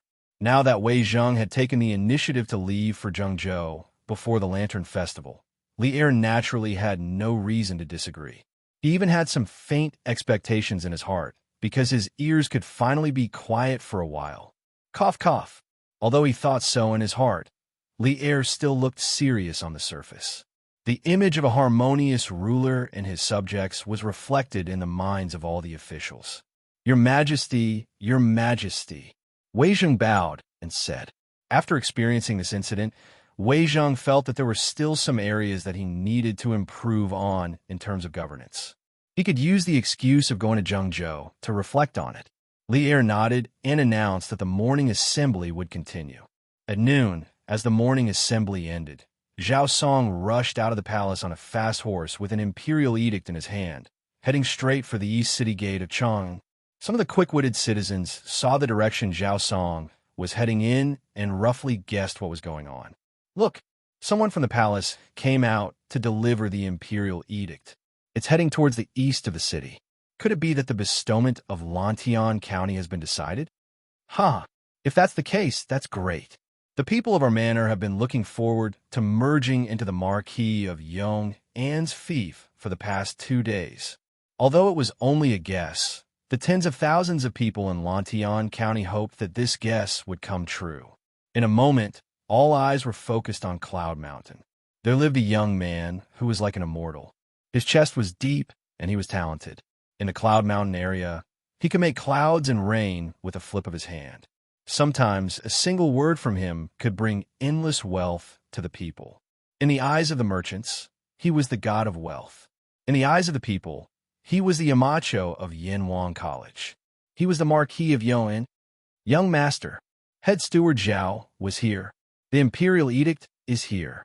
In the imperial court, Li Zishuan and Wei Zheng had a battle of wits and courage. It was very lively. On Yinshan Mountain, Li Zishuan had just finished his lunch and was sitting in a small courtyard, watching the flowers bloom and wilt in front of the courtyard, watching the clouds roll and disperse in the sky, quite leisurely. At this moment, Xiaoyi hurriedly ran over, shouting as she ran, "Oh, I'm coming." Li Zishuan nodded and stood up. It had been 4 days since the incident in the palace. His body had more or less recovered. Not only did his strength not decline, but it had also improved slightly. However, it was only a slight improvement.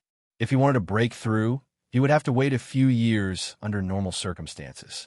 However, Li Zishuan was not in a hurry. After all, he was still young. Moreover, with his talent and understanding, it was still very possible for him to enter the great Grandmaster realm in his lifetime. Head Steward Zhao, long time no see. Marquis of Yong'an, long time no see. After a while, Li Zishuan walked out of the house and saw Zhao Song in the front courtyard. The two old acquaintances naturally had to exchange a few pleasantries. After going through the ceremony to receive the imperial edict, they finally got to the main topic. Zhao Song opened the imperial edict and read, "The Emperor of the Tang Empire decrees. All great doctors must calm their nerves and resolve their illnesses. They must have no desires and must first show great compassion to others. Today, there is the Marquis of Yong, and who has superb medical skills and miraculous hands, who saved my beloved daughter Changle from danger. I am very happy and specially grant him Lantian County. In addition to his previous fief, he will have a total of 13,527 households to live in. I, Li Zishuan, accept the imperial edict and thank you for your kindness." Li Zishuan heaved a sigh of relief in his heart, then stepped forward to receive the imperial edict. Initially, he was not willing to accept such a large fief like Lantian County. However, since Li Erqiang gave it to him, he had no choice but to accept it. After thinking about it, although his fief was bigger and his responsibilities greater, he would have more manpower and resources to use in the future. Only when there were more people working together could more wealth be created in society. Old Man Li, Madam Li, Han Yushi, and the 3 members of the Yi family were all dumbfounded. They had seen the announcement on Tang Daily yesterday, but they had thought that as long as Wei Zheng did not yield, the imperial edict would not be issued. However, it had only been 2 days and the imperial edict had been issued. In other words, from today onwards, the entire Lantian County would belong to the Li family. In the entire Tang Empire, they were the nobles with the most fief under the title of prince. Li Zishuan's fief had already far surpassed those dukes in the imperial court. He, Marquis of Yong, and congratulations. Zhao Song congratulated him with a smile. Thank you. Li Zishuan immediately asked Xiao He to bring the money and stuffed it into Zhao Song's hands. Although Zhao Song was not greedy for money, he was still very willing to share in the joy of this kind of money. After everything was done, Zhao Song bade farewell and left. Cloud Mountain immediately became a sea of joy. Little Xian, from today onwards, all the land in Lantian County belongs to our family? Yi Yuzhu asked in disbelief. Li Zishuan smiled and said, That's right, Mother. Now you don't have to think about buying land in other villages, right? Yi Yuzhu had always had a little hobby, and that was to buy land. Whenever she had spare money, she would buy land. Before Li Zishuan returned to Chang, and last year, Yi Yuzhu had bought the entire Han family manor. Puffed. Child, are you laughing at your mother? Haha, how could I? Mother, you must have misunderstood. Cloud Mountain was full of joy and harmony. The imperial edict has been issued to Cloud Mountain. From today onwards, Lantian County belongs to the Marquis of Yong'an. Haha, that's great. This time, our manor has really become the Marquis's fief. Haha. At the foot of the mountain, as time passed, more and more people knew that Lantian County was going to belong to Li Zishuan. The commoners ran around to spread the news. In broad daylight, every household set off firecrackers. Standing on Cloud Mountain, Li Zixuan could hear the firecrackers coming from all around Cloud Mountain. The commoners were treating today as New Year's Eve. It was even livelier than New Year's Eve, because from today onwards, the commoners in the other villages in Lantian County could be as well fed as the Han village and Plum village. To the commoners, there was suddenly hope for their lives. Of course, it was even livelier than New Year's Eve. Chapter 1181. The next day, a 10-mile pavilion outside Chang and city. Since the Qin and Han dynasties, there would be a pavilion every 10 miles outside the main city. Later on, there would be a short pavilion every 5 miles for pedestrians and friends to bid farewell to each other.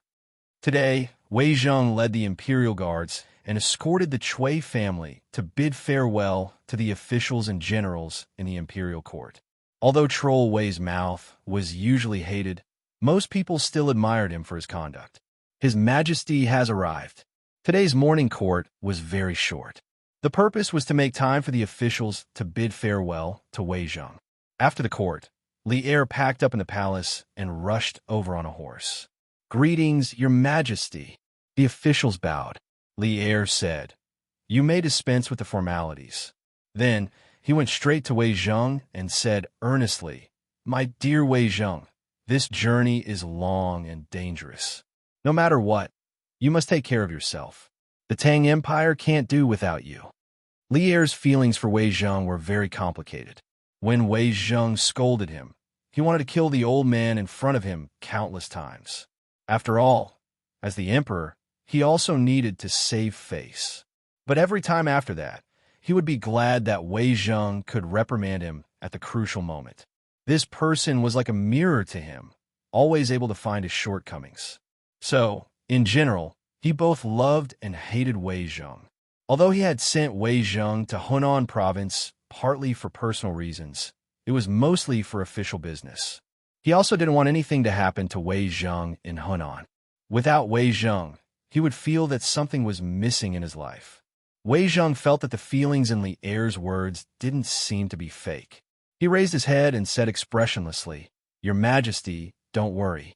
No matter how difficult the road ahead is, this old official will not fail his mission and eliminate the officials in Hunan. It's getting late. This old official will take his leave. Your Majesty, please take care of your body." Then Wei Zheng cupped his hands at Li Er and all the officials and turned to leave. "Retired Emperor wants me to enter the palace again." In the afternoon, Eunuch Chao, who was by Li Yuan's side, came again. Everyone in the Li family felt a strong sense of vigilance rise in their hearts.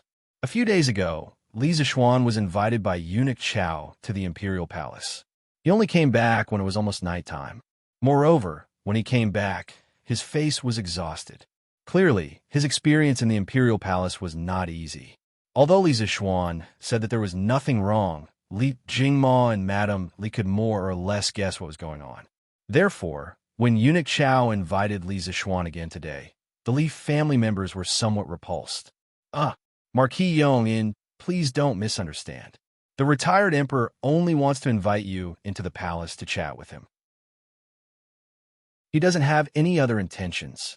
Eunuch Chao immediately understood when he sensed the vigilant aura coming from the Li family. He hurriedly said with a kind smile, "Yes.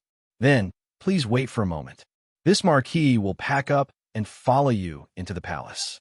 Li Zixuan nodded and turned to walk into the inner room. Han Yushi and Madame Li hurriedly followed in without batting an eyelid. Madame Li stepped forward and grabbed Li Zixuan's arm. She asked worriedly, "Xian'er, the retired emperor won't still hold a grudge against you, right?" Li Zixuan smiled slightly and said, "Mother, don't worry. The retired emperor already buried the hatchet with me last time. This time, he probably really just wants to chat with me. You and father shouldn't think too much." After experiencing the incident with Chang'e last time, Li Zixuan believed that Li Yuan would not harm him again. Although this old man was sometimes a bit overbearing, he could still distinguish between good and bad. If that's really the case, then mother can rest assured. Madame Li heard this and let out a long sigh of relief. Then, "Husband, this concubine will help you change your clothes." Han Yushi happily stepped forward and said, "Okay." Putting on his court attire, Li Zishuan rode with Chao Cixi to Chang'an City. Actually, if Li Yuan had no ill intentions towards him, he would rather like this old man summoning him into the palace from time to time, because this way, he could ignore the confinement order and legitimately descend Cloud Mountain. Hee hee, Marquis Yong, and you're here? No need to be so courteous. Sit. Passing through Taiji Palace and arriving at Li Yuan's courtyard.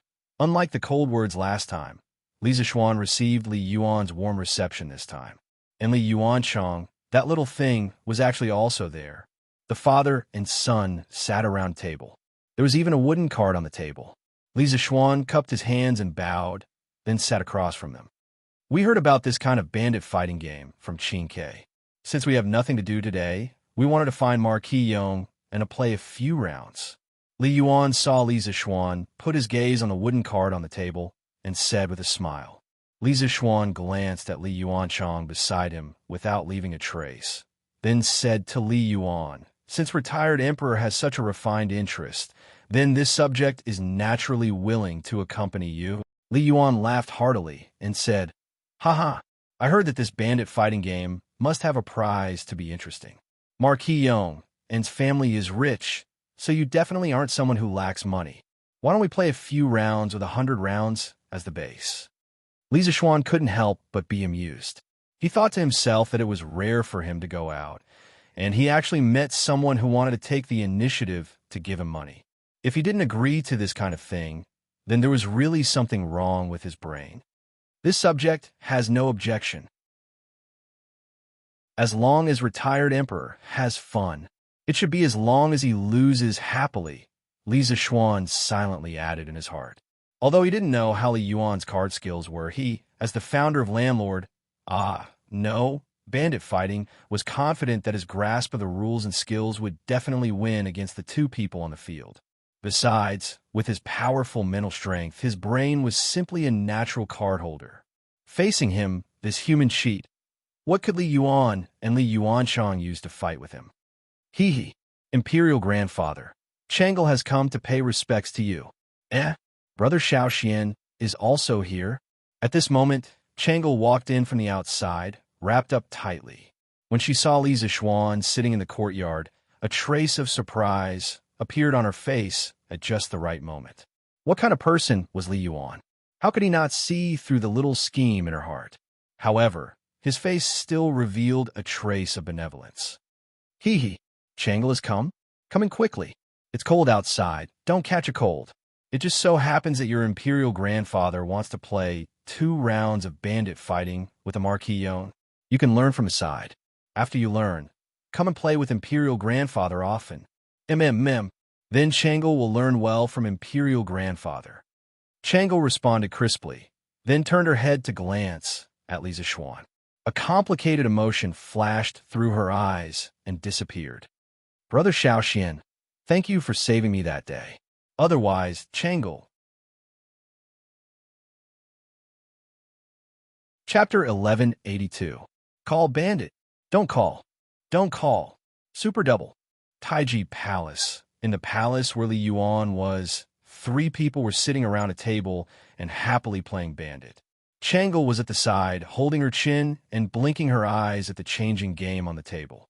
Of course, her little eyes would also glance at Li Zishuan from time to time. It was worth mentioning that there was already a pile of small notes with a red seal in front of Li Zishuan. This thing was something like a banknote that he made on the spot. One note was 100 strings of coins, and it was stamped with Li Yuan's private seal. Each person was given a banknote of 5,000 strings of coins, and they would settle the bill together after the game. After all, silver was not in circulation in this era. Their game was relatively big, and the base bet was 100 strings of coins. Sometimes, they would even raise it if they caught a bomb or something. Just 100 strings of coins could fill a card. According to their way of playing, even if the room was full of coins, it would not be enough for them to play for half a day. Li Yuanchang, this unlucky child, was in pain and joy at the moment. He was happy because the fun of bandit fighting was far beyond his understanding, and he was completely addicted to it. Of course, he was in pain because he had lost at least 3,000 to 4,000 strings of coins. This was all his private money, and he was not like Li Tai and Li Chengxian, who had shares in Strange Interest Pavilion or Strange Interest Culture. He could enjoy dividends of tens of thousands of strings of coins every year. It was not easy for him to get money usually, and these 3,000 to 4,000 strings of coins had already hurt him a little. But if he shrank back and stopped playing at this time, he would feel weak and would be looked down upon by Li Zishuan. Therefore, he was really in pain and joy as he gritted his teeth and persevered. Besides, he still had a trace of luck in his heart, and that was to recoup his losses and even win some money from Li Zishuan. Hey, 3 with a pair. I only have 1 card left. Li Zishuan casually threw out 5 cards, then crossed his legs and looked at Li Yuanchang with a smile that was not a smile. Although he did not care about money, anything that could make the enemy suffer was worth him being happy. This kid deliberately tricked him before. No matter what, he had to make him bleed a lot today. Li Yuanchang opened his mouth, and a sense of helplessness suddenly overwhelmed him. This was all part of Li Zishuan's plan. Now, the remaining cards on the field couldn't control the 3 circles of a pair of 10. I can't afford it. Li Yuanchang sighed helplessly and shook his head. Li Yuan also shook his head. Without any suspense, Li Zishuan won another round and earned 200 strings of cash. Speaking of which, there were probably not many people in the entire Tang Dynasty who could earn money faster than him.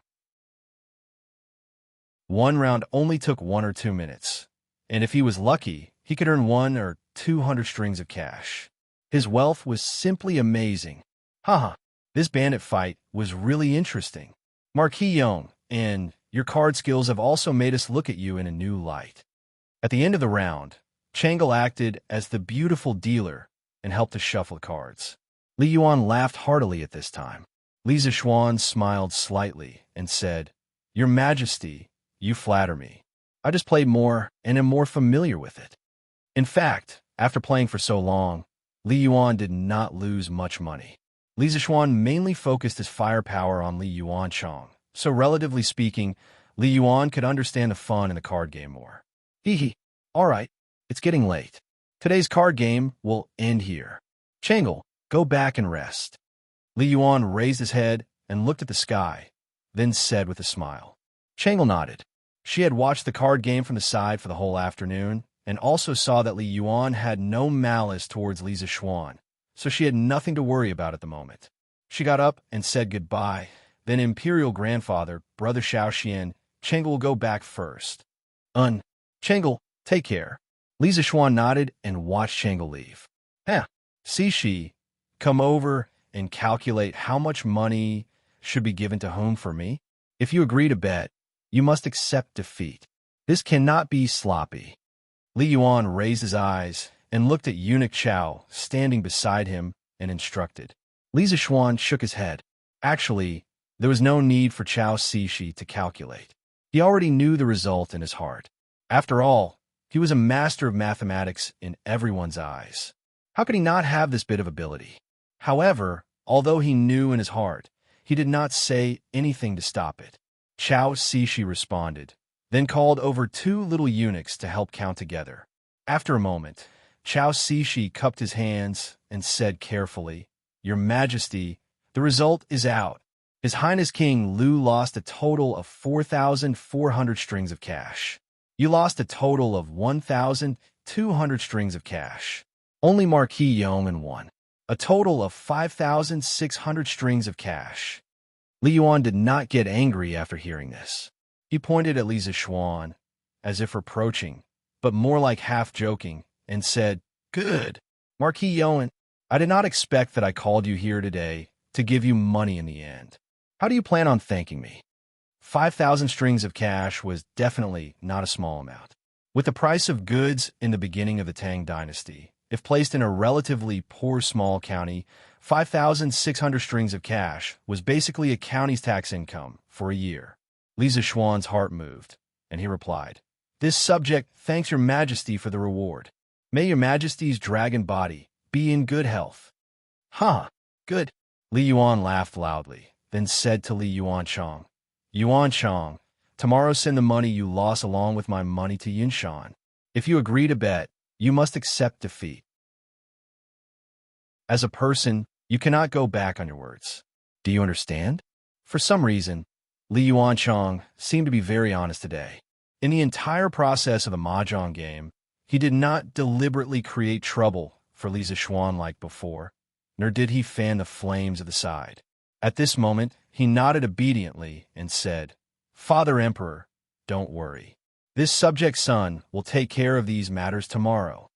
Li Yuan said again, "And then you go back first. We still have some things to discuss with Marquis Yong, and this subject son will take his leave."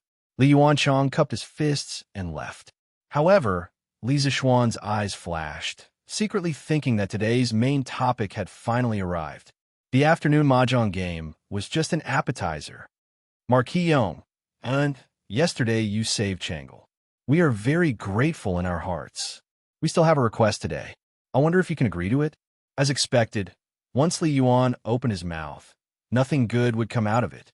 Li Zishuan cupped his fists and said, "Your Majesty's words are too serious. This subject's ability is limited. Within the limits of my ability, if your Majesty has any request, this subject will definitely do my best to fulfill it."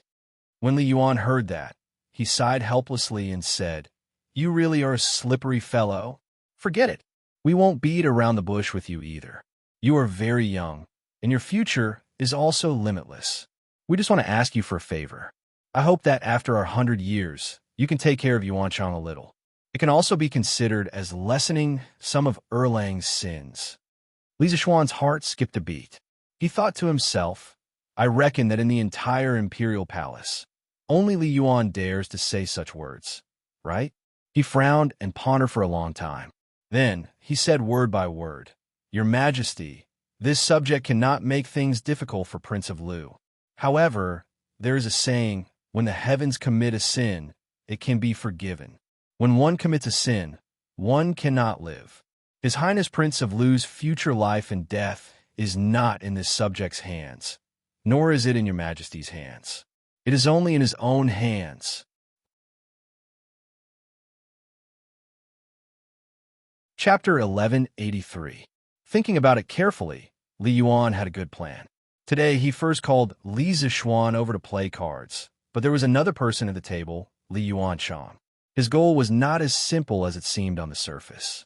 He wanted to use the card game to let Li Zishuan and Li Zishuan ease the relationship between each other, lose some money at the same time, and give some favors without leaving any trace. Finally, he would raise this request to Li Zishuan. The whole thing was one loop after another. Li Yuan's wishful thinking could be said to be well planned. Making this plan was nothing more than after hearing Li Zishuan's words yesterday, he realized the possible ending that Li Yuanchang might face in the future. As the saying goes, no one knows a son better than his father. Now in the entire Tang Empire, besides Empress Zhang's son, he was the only one who understood Li Er. He knew very well that with Li Er's style of doing things, when he rode the crane deity in the future, if Li Yuanchang still had the same temperament today, then it would definitely be an ending of brothers killing each other. That was why he said that his arrangement was to lessen Li Er's sins. But Li Zishuan would not fall for this old fellow's trick. Under Emperor Li Er's wise leadership, the Tang Empire would only become stronger and stronger. He had no need to help Li Yuanchang, this pile of mud. At that time, not only would it be a thankless task, he might even get himself into trouble. Not to mention that there was originally some unhappiness between him and Li Yuanchang. Li Yuan wanted to use this small favor from this afternoon to resolve the enmity between him and Li Yuanchang. That was undoubtedly a fool's dream. Li Yuan's gaze was like lightning, staring at Li Zishuan for a very long time. Then he muttered with a sigh, "The newborn calf is not afraid of the tiger. Young people are indeed full of vigor. Actually, I don't have any other requests. I just want to entrust Marquis Yong and to save Yuan Chang's life at the crucial moment. You don't need to care about anything else. It all depends on his luck. If it was in the past, if someone dared to reject him, the other party would definitely not have a good ending. But today his power had fallen, and he was past his prime. His heart no longer had the heroic spirit and domineering spirit of the past. Deep in his heart, he only wished for the safety of his children. The Black Tortoise Gate incident 2 years ago had not only dyed the imperial palace red with blood, it had also extinguished his lofty ambitions, causing his heart to turn to ash. Because in this world, there was probably nothing more tragic than seeing one's own flesh and blood being torn apart. It was precisely because he had experienced it that he felt fear in his heart. Lisa Schwann's words a few days ago had awakened him from his drunken stupor after losing the throne. There are some things that could not be solved by running away. Lisa Schwann shook his head and said, "Please forgive me, retired emperor. There are some things that I can help with, but there are some things that I really can't help with." King Lu's life was in his own hands. If he really did something outrageous in the future, no one in the world would be able to save him. It's already late. I have to leave the city as soon as possible. I'll take my leave. After he finished speaking, he bowed and then slowly retreated towards the outside of the hall. Li Yuan stared at Lisa Schwann's back and didn't make a sound to stop him. His expression changed indeterminately, and after a long time, he lightly sighed with emotion. Brothers fighting and killing each other. Could it be that this is the destiny that I, Li Yuan's son, can never walk out of? Your Majesty, that's all. In the Sweet Dew Hall, Zhao Song recounted everything that Lisa Schwann had experienced at Li Yuan's place in detail to Li Er.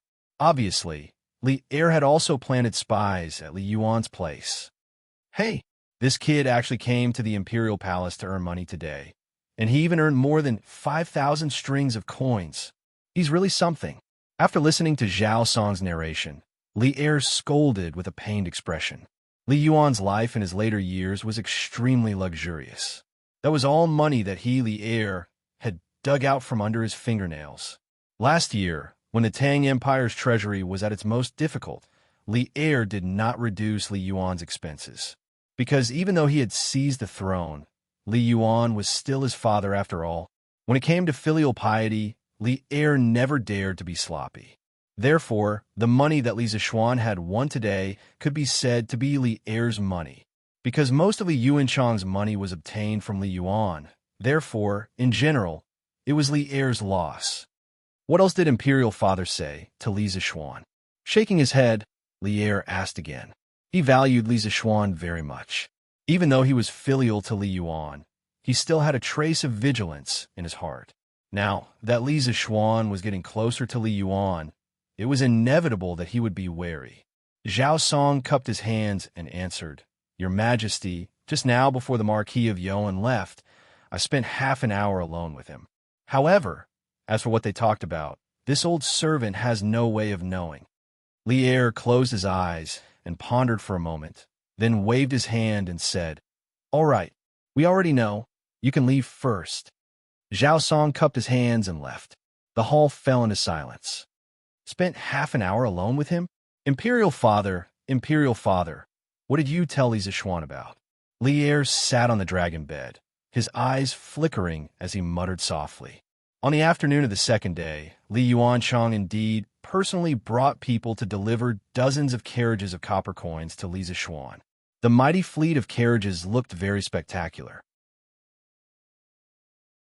Han Yushi and Madame Li found out last night that Lisa Schwann had accompanied Li Yuan to fight the bandits in the Imperial Palace and won more than 5,000 strings of coins.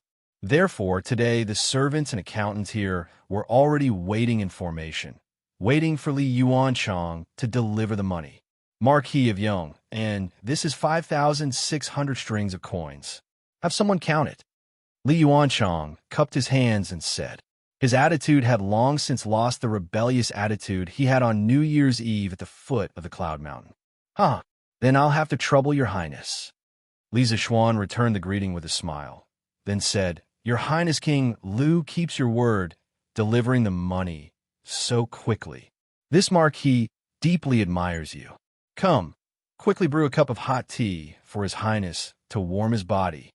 Li Yuanchang's heart was both pained and angry, but he still concealed these negative emotions very well.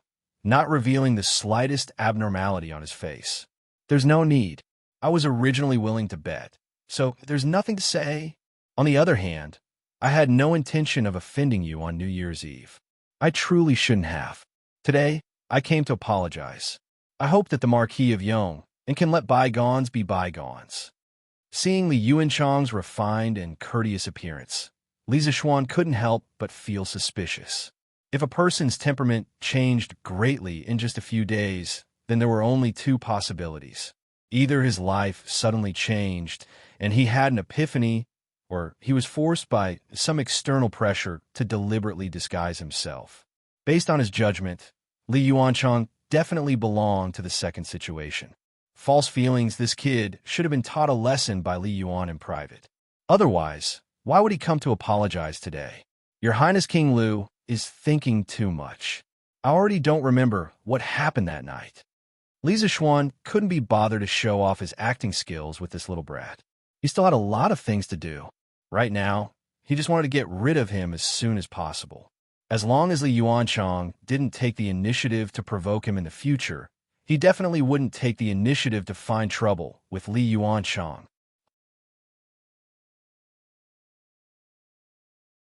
Chapter 1184. San Bao, I will give you 2 bodyguards. Find a few reliable people in the residence and prepare well today. Tomorrow, you will leave for Bashu and help me find a vanadium mine.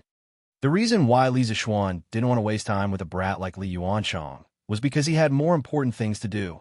This more important thing was to continue building his industrial blueprint. Looking back at his actions in the first year of Jingguan, other than the big event of Yanhuan College, he had only done some experimental experiments, such as voltaic batteries, telegraph machines, electric lamps, generators, and so on. Among them, some things had already been created, while some were still in the theoretical stage due to various practical reasons.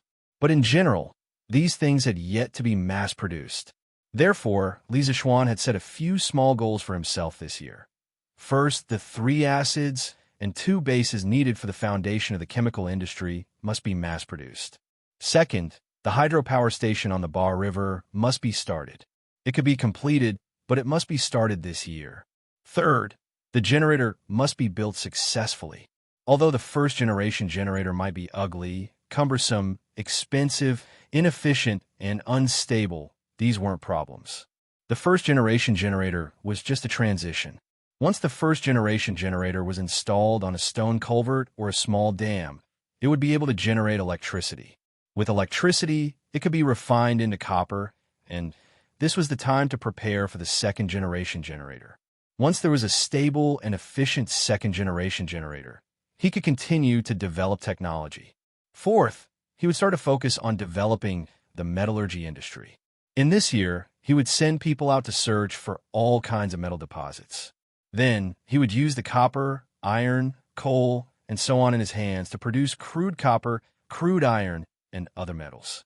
Then, he would use electricity to refine all kinds of metals, and finally produce all kinds of alloy steel. Fifth, with the alloy steel and electricity, he could consider manufacturing the mother machine, the machine tool. At that time, Tang Dynasty's industrial foundation would undergo a qualitative leap. Then, all kinds of advanced technological products would become possible. Well, from the looks of it, the second year Jingguan was definitely a full year for Li Zixuan. His schedule couldn't be more full. "Young master, what does the vanadium mine look like?" San Bao frowned and asked. Before the new year, San Bao, Ah Fu, and the rest had stayed in the workshop for a period of time because they were making fireworks. It could be said that they had gained experience at the basic level. Most importantly, Fu Bin could not leave the Shangxi mine. Otherwise, that lad would definitely be more experienced in finding ores. Li Zixuan took out a small booklet and handed it to San Bao. "I have recorded the appearance and characteristics of the vanadium ore here. Prepare well today. It would be best if you could set off tomorrow." San Bao took the booklet and flipped it open. There were colorful illustrations with textures and lines, as well as some descriptive words. It was really quite detailed. He closed the booklet, scratched his head, and smiled. "Hee hee, young master, it's a good thing that I've been learning to read since last year. Otherwise, San Bao wouldn't be able to understand a single word on this. Li Zishuan laughed and said, "Haha, young master, I told you to study more when you had nothing better to do. It was still useful, right?" San Bao nodded and said, "Yes, yes. It was useful. This time, San Bao will bring a dictionary to Sichuan.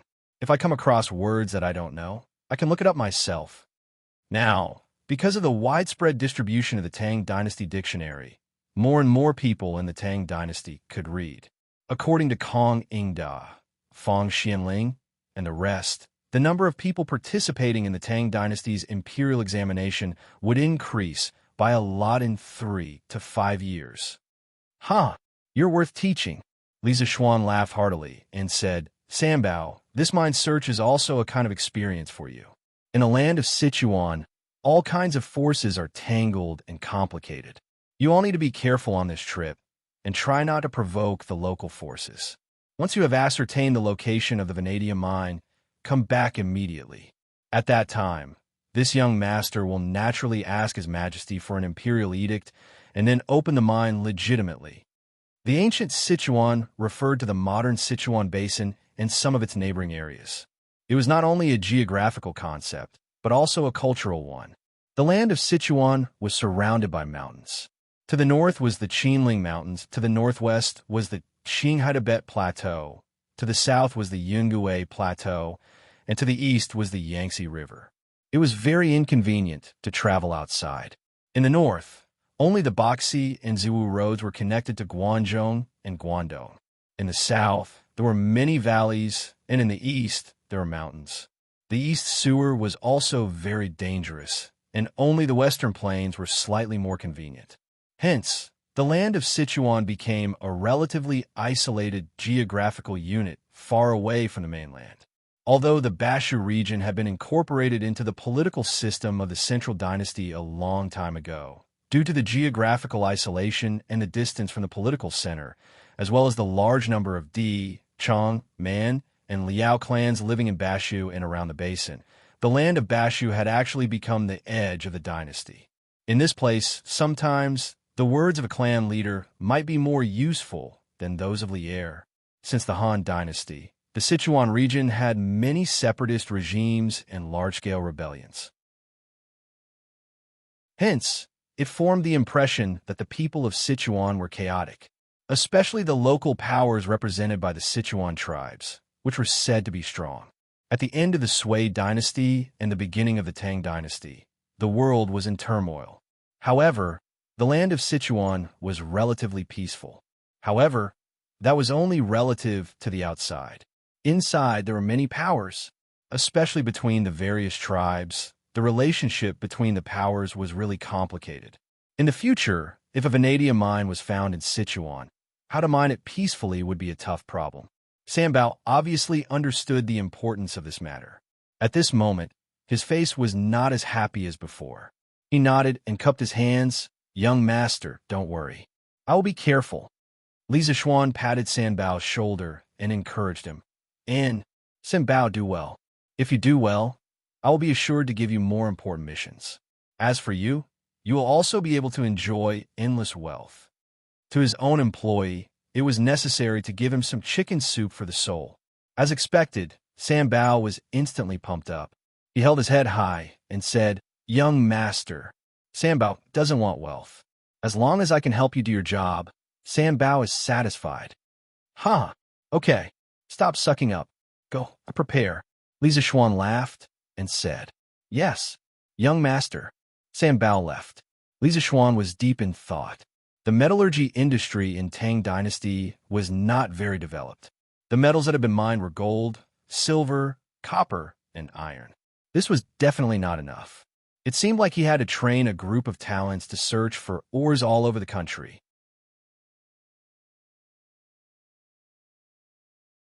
Chapter 1185. On the third day after the imperial edict was issued, Lantian County's county magistrate, he personally came to Yunshan Villa to visit Li Zishuan. It wasn't a good time to have conflicts with Li Zishuan, but every year at the beginning of the year, whether it was the imperial court or the local government, they would be very busy, so Mr. He immediately came over when he was free. "Greetings, Marquis." At the beginning of the new year, the government office was very busy. After knowing that the entire Lantian County would be in theft, I didn't come to visit immediately. I hope that Marquis will forgive me. County Magistrate, he was a middle-aged scholar who was close to 40 years old. He had a small beard on his chin, and his body wasn't as fat as most officials. His moderate and serious image gave people a good impression. Li Zixuan's initial fief was within the borders of Lantian County, and he had met County Magistrate a few times. The imperial edict for the fief had already been issued 2 days ago, and County Magistrate, he only came to visit him today. Li Zixuan wasn't angry, and instead, he felt a bit of admiration. He didn't like those officials who only knew how to flatter. His subordinates only needed officials who could do things. Haha, County Magistrate, he is too polite. Official matters are more important. I'm grounded in Yanshan anyway, so I can't run away even if I want to. County Magistrate, he smiled and said, Haha, Marquis is joking. His Majesty grounded you in Yanshan not to punish you, but to give an explanation to others. Li Zixuan smiled and didn't say anything. He didn't dwell on this issue. He extended his hand and made an inviting gesture and said, There's a lot of wind in the hospital. County Magistrate, please come in and talk.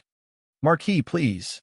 County Magistrate, he was obviously very sensible, so he modestly declined. Li Zixuan smiled and took the lead to walk in. After the two entered the house, Li Zixuan asked someone to brew a cup of hot tea for County Magistrate. After the hot tea was served, County Magistrate, he took out a gray package from behind him and opened it on the table. He then smiled at Li Zixuan and said, Marquis, this is the name list of all the citizens of Lantian County, as well as the tax revenue of Lantian County for the past 3 years, including agricultural tax and business tax. If you have the time, you could take a look at it. If there are any problems, you can send someone to summon me at any time.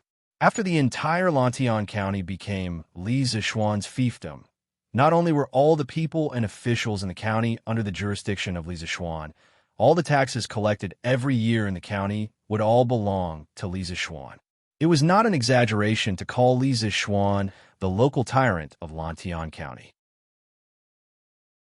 That was why County Magistrate, he handed over the household registration of all the people in Lantian County, as well as the annual revenue of the county government to Li Zixuan. This was because from today onwards, Li Zixuan would be the highest-ranking official of Lantian County. Li Zixuan did not look at the name list of the people. He opened the account book at the back and scanned through it. He could not help but frown. Lantian County alone collects about 100,000 dan of agricultural tax and 1,000 strings of business tax every year. County Magistrate, his eyebrows twitched. He thought that Li Zixuan felt that the taxes collected were too little.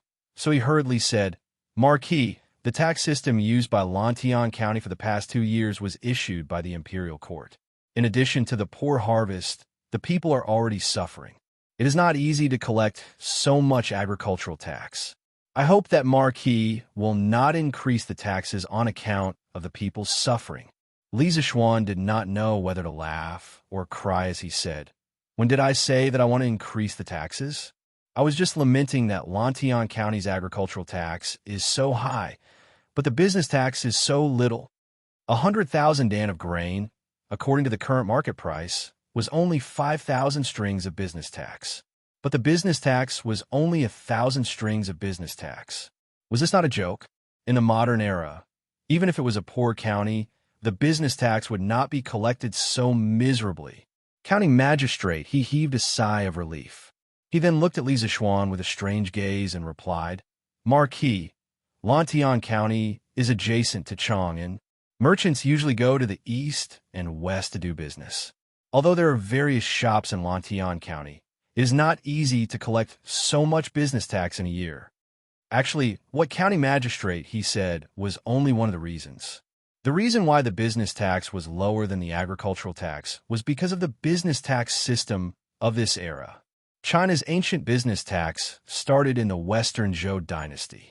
It was first collected in the bazaar. It was related to the use of land in the bazaar and measurement equipment. It had nothing to do with the tax on goods. The mountain and lake tax was also collected. But in essence, It was a kind of rent for the use of the country's natural resources. During the spring and autumn period, the various vassal states collected business tax. But in the city tax, other than the occupation of land, registration, and other things, the tax was based on a certain percentage of the trade volume. This was actually quite similar to the modern business tax. At the beginning of the spring and autumn period, the more developed countries started to have tariffs. In the later spring and autumn period, it became more common. Not only were there tariffs at the borders, there were also many checkpoints on the roads in the interior. The normal tax rate for customs and city tax was 2%. During the Warring States period, the business tax was collected as before. Only the state of Qin exempted foreign merchants from customs to attract them and used this to gain the support of the merchants from various countries. After the state of Qin was unified, customs were abolished throughout the country. The Han Dynasty followed the state of Qin. During the northern and southern dynasties, the northern regime focused on land rent. During the time of Emperor Xiaowen of Northern Wei, business tax was not collected. In a later period of Northern Wei, city tax was collected. The shops were divided into 5 categories. There was also a city tax. Once one entered the city, one had to pay a coin. During the Sui Dynasty and the early Tang Dynasty, the country was unified. Once again, customs were abolished and only the city tax was collected. The tax rate was 30% and the tax rate was 1%. It was so low that it made one's hair stand on end. Just based on this tax rate, if the people of the modern era who made a living by doing business were to transmigrate to the early Tang Dynasty, they would definitely be overjoyed. In this era, the imperial court and local government mainly relied on agricultural tax. The business tax was just a buy one get one free gift. Li Zishuan frowned and said, "County magistrate, in the next 2 days, I want you to organize a detailed document on the agricultural and business tax collection method, ratio, and scope of Lantian County. Send someone to deliver it to me." County magistrate, he was a bit confused, but he still nodded and said, "Okay." This official will go back in a while and organize people to draft the document overnight. It will be sent over tomorrow. Li Zishuan secretly praised this county magistrate. Not only was he willing to do practical things and care about the people's livelihood, he was also very capable. If his loyalty was not bad, he could be a good assistant in the future. And, county magistrate, he must have a lot of doubts in your heart. This marquis will tell you clearly. Regarding the agricultural and business tax, this marquis feels that the business tax is too light and the agricultural tax is too heavy. In the next 3 years, the agricultural and business tax ratios of Lantian County must be reversed. This is my promise to the people of Lantian County.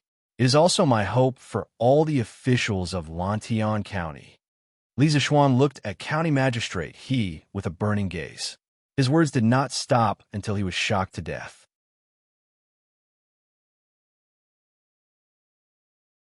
Chapter 1186. Yinshan Courtyard, Li Residence Main Hall. After County Magistrate, he heard Li Zishuan's words. He couldn't help but jump in fright. Reversing the ratio of agricultural tax and business tax. This was something that no one had ever dared to think of since ancient times. China was an agrarian society in ancient times. Every dynasty emphasized agriculture and suppressed business. Of course, this suppression did not refer to levying more business tax, but the various restrictions on the status of merchants. The classes of scholars, farmers, workers, and merchants were divided into classes, directly nailing the merchants to the lowest level of society. However, although the Tang Dynasty followed the previous dynasties and stipulated that merchants or ancestors who were merchants could not become officials, and also limited the color of their clothing, in real life, merchants could enter the palace and interact with high officials and nobles. There were even some who could pass the examination to become an official. Compared to the previous dynasties, the status of merchants in society was gradually increasing. Although the laws of the Tang Dynasty prohibited the nobles and bureaucrats from competing with the people, but they could not resist the temptation of huge wealth. The nobles and bureaucrats all entered the business world and engaged in business operations. It was because of this that the ratio of business tax in the Tang dynasty was so low. This was because the nobles and bureaucrats who had already gained benefits would oppose the rulers, competing with the people. Moreover, if the nobles and bureaucrats wanted to avoid paying taxes, it was simply too easy. This directly led to the annual business tax revenue of the imperial court not even being a tenth of the agricultural tax. Over time, the ruler's emphasis on business tax became lower and lower. This problem was not only present in the Tang dynasty, but also in many dynasties before and after the Tang dynasty. Therefore, when county magistrate he heard this, he was so shocked. Marquis, if you rashly change the ratio of business tax, I'm afraid that all the shops in Lantian County will move away. Moreover, the aristocrats in the city may all oppose it. When that time comes, I'm afraid that the business tax we receive will be even lower. County magistrate, he had been an official for so many years. His experience in governance was much richer than Li Zishuan. He almost instantly thought of the consequences of increasing business tax. Li Zishuan smiled and waved his hand, saying, "Let's not talk about this first. In the future, this marquis will naturally have a way to make the merchants in the county voluntarily pay more tax. This marquis will first familiarize himself with the situation in Lantian County before saying anything else. Otherwise, it will really be just an armchair strategist." Hearing this, county magistrate, he couldn't help but have a good impression of Li Zishuan. Actually, before he came, he was worried that Li Zishuan would act according to his wishes and arbitrarily implement government orders. If that was the case, he couldn't do anything about it. After all, Lantian County had completely become Li Zishuan's fief. As long as Li Zishuan didn't rebel, no one could control him. Now, it seemed that although Li Zishuan had the intention of reform, he did not force the reform by force. That made him feel a little relieved. Regardless of whether it was in ancient times or modern times, a department was most afraid of a leader who didn't know anything and liked to give orders blindly. "Marquis, you're too modest." Over the next few days, this lowly official and the deputy magistrate of the Yamen will organize the situation of the various villages in Lantian County into a book. When the time comes, I will send it to you, Marquis. County magistrate, he cupped his hands and said, "Then I'll have to trouble you." Thinking that he had become the king of Lantian County and could give orders, Li Zishuan couldn't help but feel slightly excited. In his previous life, he had played City Skyline and other similar city simulation games. He felt that being a mayor, planning a city, and giving his citizens a good life was a very satisfying thing. Now, he had directly become the king of a piece of land, controlling the life and death of tens of thousands of people. The excitement in his heart was something that couldn't be compared to in the game. Of course, after the excitement, he felt the heavy responsibility on his shoulders.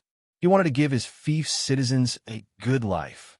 He wanted Lantian County to become the richest county in the entire Tang Dynasty, and even the entire world. County magistrate, he hurriedly waved his hands, indicating that there was no need to stand on ceremony. Then, he seemed to have thought of something and said, "Right, Marquis, the location of your residence in the county has already been planned. The county yamen will be recruiting craftsmen to help you renovate the residence. If you have any needs or requests, just send someone to inform this lowly official." Although Li Zishuan had residences in Chang and in Yinshan, now that he had been granted the entire Lantian County, he had to buy a residence in the county. Firstly, it was to announce his identity as the owner of Lantian County. Secondly, it was to make it easier for the county yamen officials to report to Li Zishuan. Li Zishuan thought for a while and said, "There's no need for the county yamen to provide manpower or money. This marquis will send someone to build it myself in a few days. There's no need for county magistrate he to worry about it." County magistrate, he hurriedly said, "How can this be? Since Marquis has been granted the title of Lantian County, renovating a residence for Marquis is the responsibility of the Yamen. How can we let Marquis spend money?" Li Zishuan waved his hands and said with a smile, "That's enough. This marquis doesn't lack that bit of money. If county magistrate, he really feels apologetic, take the money that was originally given to this marquis to renovate the residence and give my brothers in the Yamen double their monthly salary. Just treat it as a token of my appreciation. Others would be strict with new officials, but Li Zishuan was giving everyone a piece of candy as soon as he took office. However, his candy wasn't that delicious.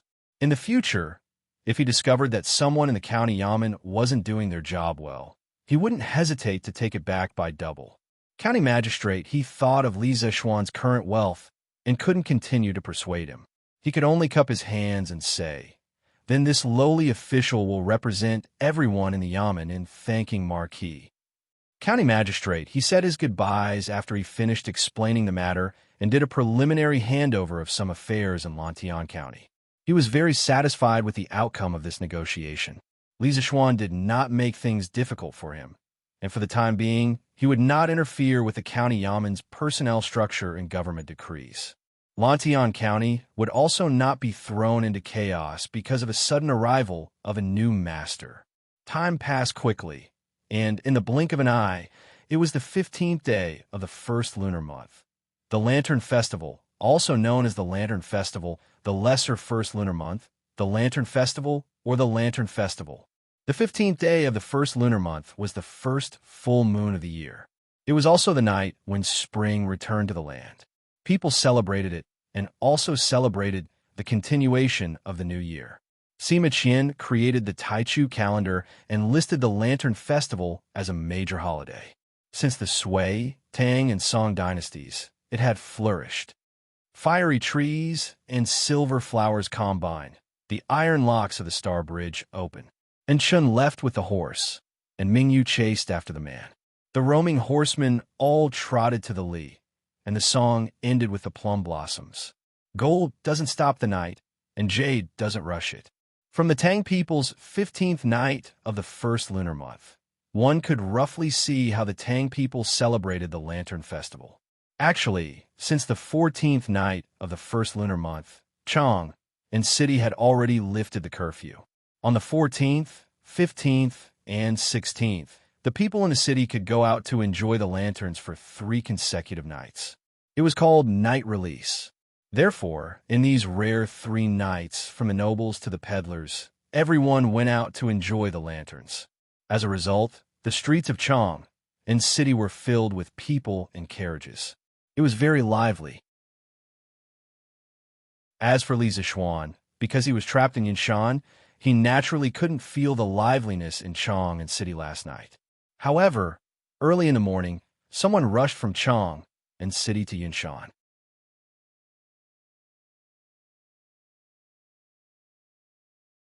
Chapter 1187. Chengxian, why are you here? That's right. Li Chengxian came to Cloud Mountain near noon. Huh, little Xian, I'm here today to ask for a favor. Li Chengxian said with a chuckle after entering the main hall. Li Zishuan shook his head helplessly and said, Huh, Chengxian, just say what you want. I can't bear such words. Li Chengxian grinned and said, Cough, cough. Little Xian, it's actually nothing much. I'm here to ask if you're planning to set off fireworks at the academy tonight. Li Zishuan was taken aback. Then he said with some amusement, Ha ha, Chengxian, you want to bring a batch of fireworks back to Chang'an, right? He would never believe that Li Chengxian came all the way here just to ask such a boring question. The only possible explanation was that this fellow was here to ask for fireworks. This. To be honest, I want to make use of the Lantern Festival to set up a fireworks show in the palace this time to make father, mother, grandfather, and Changle happy. Li Chengxian said with some embarrassment. Seriously speaking, this fireworks show was Li Zishuan's original patent. It felt a little strange for him to ask for it at this time. Li Zishuan did not care about this. He smiled and said, Haha, I was wondering what it was, so it's fireworks. Chengxian, why did you have to come personally for such a small matter? There will indeed be a small fireworks show at the academy tonight, but there are still extra fireworks in the warehouse. I'll get someone to send them to the palace later. Compared to New Year's Eve, Li Zishuan prepared plenty of fireworks this time. The day before yesterday, He even got someone to send an ox cart of fireworks to Old Chung. Old Chung had pre-ordered this long ago. Something would happen if he did not give it to him. Even so, he was still quite rich. He did not plan to sell this in the short term. It was good to give it to Li Changxian. Haha, then I'll thank you, Li Changxian said with a smile and cupped his hands. But Changxian, you have to take care of the fireworks and prohibit all sources of fire from getting close. Otherwise, this thing will cause a lot of damage. No, I'll send a craftsman over to take care of the fireworks for you. The imperial palace was an important place. Once an explosion or fire occurred, the impact would be no small matter. Li Zishuan had no choice but to be cautious. Yes, that's for the best. When the time comes, I will also send some people to watch over them carefully. Li Changxian nodded seriously and replied. Li Zishuan explained some other things to take note of. Seeing that it was already noon, Li Zishuan symbolically asked Li Changxian to stay for lunch. Unexpectedly, Li Changxian agreed without hesitation. It turned out that this guy was not only here to ask for fireworks, but also to freeload a meal. After all, the food here was even more delicious than the ones in the palace. At 5 in the afternoon, the sky gradually darkened, but Chang and city was brightly lit. Since ancient times, the Lantern Festival was the last festival of all kinds of festivals during the Spring Festival. After this festival, everyone would settle down and do what they needed to do. Therefore, the people also attached great importance to this festival. Before the sky turned dark, every household and every neighborhood hung 2 lanterns in front of their doors. The eastern and western cities did not implement a curfew tonight, and all the big shops were operating as usual. Neat rows of lanterns were hung on both sides of the street. There were many types of lanterns, and each had its own characteristics. There were egrets twirling flowers, yellow dragons spitting water, golden mallards, silver swallows, transient light cave, star-gathering pavilion, and so on. It was dazzling. Such a beautiful display of lanterns naturally attracted all the people, from the emperor to the commoners. When the sky turned dark, the city was immediately filled with carriages and horses. No one cared about the people. The families of the kings and lords made merry on horseback, praising and competing with each other. The scholars all composed poems to record the event. After dinner, most of the commoners in Chang and city brought their families out to shop. Some restaurants and shops took the opportunity to launch some promotional activities to attract a large number of rich people to spend money in their shops. They all wanted to make a lot of money tonight. Ahem, except for the men who would go out. The women also went out tonight. According to records, on the night of the Shangyuan festival, Chang and city was as bright as day. The mountain shed was more than 100 feet high. After the divine dragon, there were many decorations. Scholars and women all went out at night, and the roads were blocked by carriages and horses. The Lantern Festival was also known as the Valentine's Day in ancient China. The beauties in ancient times were usually very honest. Basically, they lived a monotonous life of not going out of the house, not going out of the house. They were watched too strictly. However, it was different during the Lantern Festival. Not only could they go out of the house, but they could also go out at night. This made the ladies very excited. Therefore, many Tang poems left verses of beauties playing and looking at the lanterns during the Lantern Festival. There are many beauties on the river and bridge. There are many fragrant carriages on the road, the South MO black silk ride, the East neighbor pink dress, and so on. As a result, the night of the Shangyuan festival was even more lively. Everywhere in Chang and city could be seen children chasing each other, girls playing, and single men giggling. On Yinshan Mountain, the festive atmosphere was also quite strong. Although the number of lanterns was definitely not as many as those in Chang and city, the variety was not inferior at all. The entire Yinshan Mountain was decorated and surrounded by lanterns. Looking up from the bottom of the mountain, it was as if there was a dreamy fairy palace on the mountain. Chamo, why don't you go back to Chang'an for the festival? Maybe you can bump into a lady on the street. If you two catch each other's eye, Uncle Chang will be very gratified. After Li Zishuan came to the brightly lit academy, he met Cheng Chimo, Li Tai, Sun Zifan, and the others were fighting bandits on the lawn in front of Guanghua Building. He couldn't help but make fun of them. There was no other way. Chung Chumo was the only leftover man among them. If he didn't make fun of him, who else could he make fun of? What lady? Pair of sharp, Chung Chumo didn't hear too clearly. He saw that Li Tai in addition to a pair of Ks and quickly threw out a pair of As. Can't afford it. Li Tai replied, subconsciously. Lady, pair of As. Can't afford it. On the other hand, Li Zishuan was dumbfounded and almost laughed out loud, because the unintentional conversation between these two guys reminded him of some modern jokes. Cough, cough. He coughed twice and shook off the nonsensical thoughts in his mind. Then he repeated the words just now to Chung Chumo. Lady? Forget it. Those ladies from the noble families in Chong, and were all so weak that they couldn't even lift a finger. They were so weak that they couldn't even stand a gust of wind. Fighting bandits is more fun. Come, come, come. 3, 4, 5, 6, 7 straight.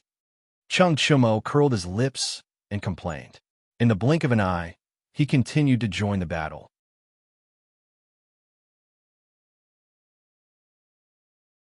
Chapter 1188. Yamacho, will there be lanterns at the academy tonight? After the game, a piece of paper appeared on Chung Chumo's forehead. While the cards were being shuffled, Li Tai raised his head and asked Li Zishuan. Of course, not only will there be lanterns, but there will also be riddles. The riddles will begin at 5:45 p.m. Li Zishuan nodded. Riddles? Are they going to write riddles on the lanterns for people to guess? Li Tai was puzzled. Although lanterns were popular in the Tang Dynasty, riddles had not appeared yet. Riddles were riddles written on lanterns. They originated from China's folk and were later turned into riddles by scholars. They had a long history in China. During the spring and autumn period and the Warring States period, there were riddles. During the Qin and Han dynasties, riddles were written creations. During the Three Kingdoms period, riddles were popular. However, it was not until the Song dynasty that riddles officially appeared. People tied riddles to colorful lanterns for people to guess. Li Zishuan nodded and praised. That's right. The riddles are riddles written on lanterns. Every time you guess a lantern correctly, you will receive a small prize. After the riddles are over, you can take the lanterns and go to the teachers to receive your prize. In addition, the 3 students who correctly guess the most riddles will receive a special prize. All right. As for the detailed rules, Mr. M.O. will tell you next time. Since the teachers at the academy were working on the 16th of the first month, those who lived far away had arrived at the academy earlier today. Otherwise, they would not be able to find anyone to help organize such a grand riddle-guessing event. What special prize? Chung Chumo's eyes lit up as he asked. Li Zishuan rolled his eyes and said unhappily, no matter what the prize is, what does it have to do with you? He did not believe that this idiot could get first place in the riddles. Feeling Li Zishuan's contempt, Chung Chumo said unhappily, F***CK? Yamacho, what do you mean by this? Although I'm not good at all subjects, I'm definitely better at guessing riddles than Shin K. Okay? I've been playing with this since I was a child, and I'm tired of it. He didn't know if this idiot was bragging or not, but strangely, Li Tai didn't refute him. However, Li Zishuan definitely didn't believe this idiot. He curled his lips and said, Enough. Keep bragging. You guys continue playing. I'm going to look for Mr. M.O. At 5:45 p.m., the riddle guessing competition began on time. There were 5 lantern matrices set up in 5 different places in the academy, which meant that tonight's riddle guessing activity was divided into 5 teams. The students could choose any team to participate in the riddle guessing activity. After all, there were quite a number of students in the academy at this time. If they were all placed together, it would seem very crowded. In every square array of lanterns, there were more than 10 teachers from the academy maintaining order and tallying the results. Li Zishuan was not bluffing when he said that the top 3 students with the best results would receive special rewards. He really had prepared 3 special rewards for tonight. 2 big ones and 2 small ones. Type a word.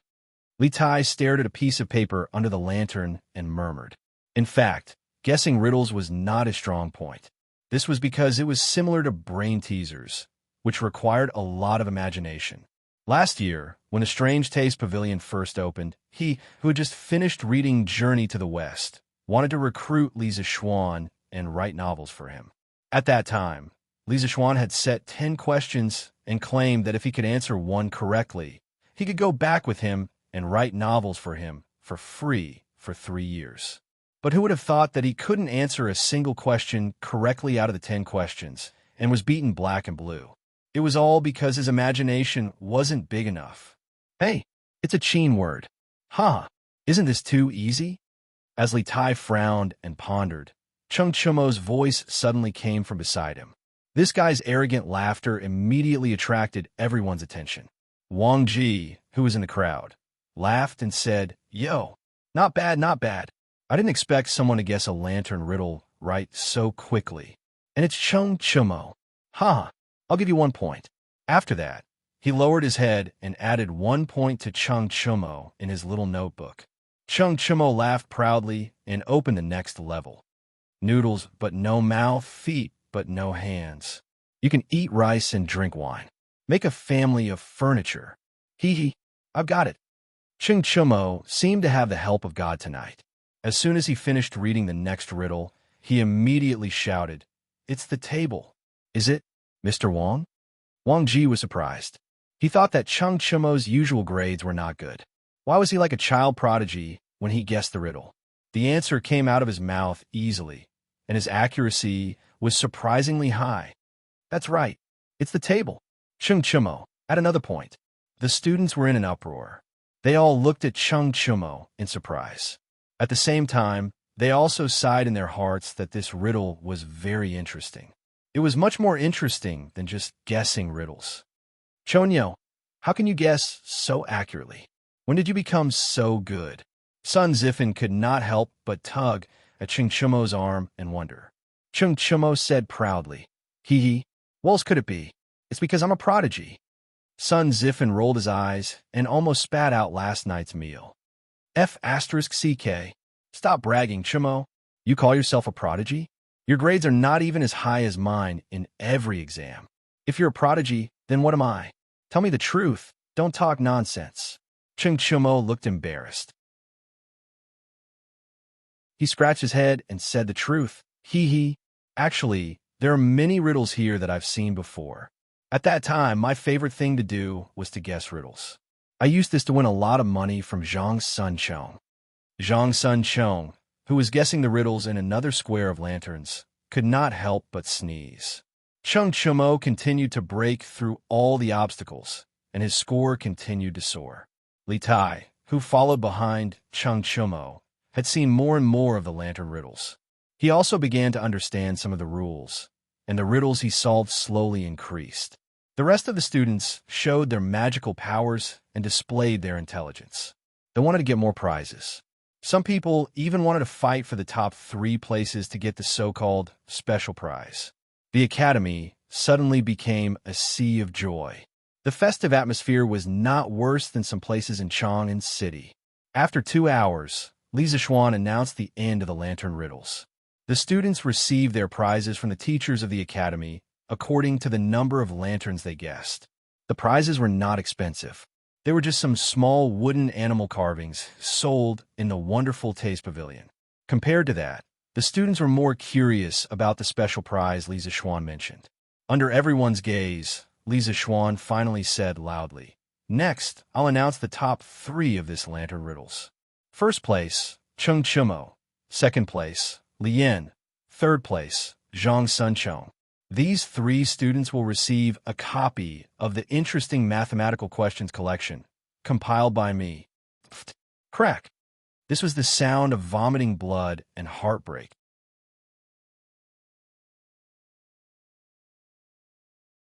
Chapter 1189. Whoosh, whoosh, whoosh. Bam, bam, bam. After the riddles, it was time for the fireworks show. Several plates of fireworks were lit at the same time, and a spectacular scene of thousands of flowers blooming appeared in the sky. The fireworks on New Year's Eve had already left a very shocking impression on the students, so the students didn't make a big fuss like last time. However, the beauty of the fireworks had once again conquered them. At this moment, the students were all looking up at the colorful fireworks in the sky, dazzled and dazzled. At the same time, in Chang'an City, in the sky above the palace, a few bright flames suddenly appeared without any warning. Then they exploded in the sky, and a few huge fireworks ballooned proudly in the night sky. They were colorful and extremely gorgeous. The ever-changing fireworks gracefully unfolded her smiling face in light yellow, silver, green, light purple, clear blue, and pink. It was too beautiful to behold. The petals fell like rain, falling one after another. People seemed to be able to touch them, but when they stretched out their hands, they couldn't touch anything. In an instant, whether they were shopping, looking at the lanterns, or flirting in Chang'an City, all of them turned their eyes to the direction of the palace in the north at the first moment. It's fireworks. There are fireworks in the palace. Someone suddenly exclaimed. On New Year's Eve, hundreds of thousands of people in Chang'an City went to the foot of Yun Mountain to watch the fireworks festival. Therefore, when the palace released the fireworks tonight, someone immediately recognized it. Wow, these are fireworks. So beautiful. The ladies who came out to the Lantern Festival tonight were seeing the legendary fireworks for the first time, and their hearts were instantly hooked. Since ancient times, beautiful things had always been a fatal attraction to women. Huanlong, these fireworks are so beautiful. Can you personally set off a plate of fireworks for me in the future? This kind of creature not only existed in modern times, but also in ancient times. However, at this time, there were actually many young ladies who were infatuated with fireworks. This made the infatuated men who wanted to take advantage of tonight's date suffer, because they had already asked around and found out that fireworks were not sold anywhere. Wanru, it's not that I don't want to, but these fireworks can't be bought at all. But how would the ladies who lived in the boudoir for a long time know about this? In their impression, what in the world couldn't be bought with money? What can't be bought? How could I not be able to buy it? The way I see it, you just can't bear to. I misjudged you. Let's not meet again. Hey. Wanru, listen to me. I didn't lie to you. Alas, it was supposed to be an exceptionally festive lantern festival or Valentine's Day. Who would have thought that because of the fireworks, it would become a parting day for these infatuated men and resentful women? Countless people would probably not be able to sleep tonight. Swish, swish, swish. Bang, bang, bang. The fireworks in the palace only lasted for about half an hour. As if it had been discussed beforehand, when the fireworks in the imperial palace finished, a few fireworks also appeared in the direction of Cheng's mansion. Those who didn't go to Yinshan to watch the fireworks show on New Year's Eve couldn't help but exclaim. Finally, they could see so many fireworks in Chang'an. After a night of fun, everyone went to bed very late into the night. For the students of Yinshan, the happiest thing on Shangyuan night was not watching the fireworks, but guessing riddles. As soon as this new type of game was released, it received the approval of most people. Furthermore, almost every student had won something last night. Although a small prize was not worth much, it was still a symbol of honor. Moreover, from the looks of it, the small handicrafts made by Strange Interest Pavilion were very pleasing to the eye. It would be a good choice to use it as a small ornament. However, for Cheng Chumo, last night's memories weren't so wonderful. He had worked so hard to overcome all the obstacles and finally won first place. He thought that the mysterious prize Li Zixuan mentioned would be something about eating, drinking, and having fun. Who would have thought that it would be a collection of mathematical problems? Was this AF Asterisk King joke? This situation was like a kindergarten student drawing a lottery. A child won the special prize, but the prize was a chance to train for 2 months free of charge by a training organization. Was this a reward or a punishment? When Cheng Chumo received this special prize, he was so angry that he almost tore it apart. Fortunately, Li Tai arrived in time and repeatedly asked Cheng Chumo to transfer this special prize to him. Cheng Chumo didn't have any objections. What this idiot didn't know was that the thing that he thought was trash was a treasure to Li Tai. This was because there were a lot of mathematical problems in this book. Moreover, they were personally compiled by Li Zixuan. The way of solving the problems was exquisite, and the way of thinking was tricky. For mathematics enthusiasts, this book could definitely be called the Holy Book of Mathematics. The next day, Yinshan, Yinhuan College. At 7 in the morning, when most of the students were still asleep, Li Zixuan had already arrived at Yinhuan College. He gathered all the teachers for the first teachers' meeting of the new semester. His main task in the morning was to commend the teachers and form teachers of the classes who had the best results in last year's final exams, as well as those who had made outstanding contributions to the college.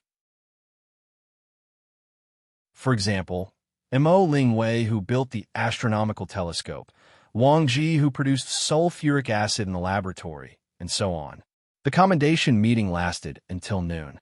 Li Zixuan announced the end of the meeting and told the teachers that there would be a teacher's title evaluation meeting in the afternoon. After the meeting, Li Zixuan walked out of the college and went home for dinner.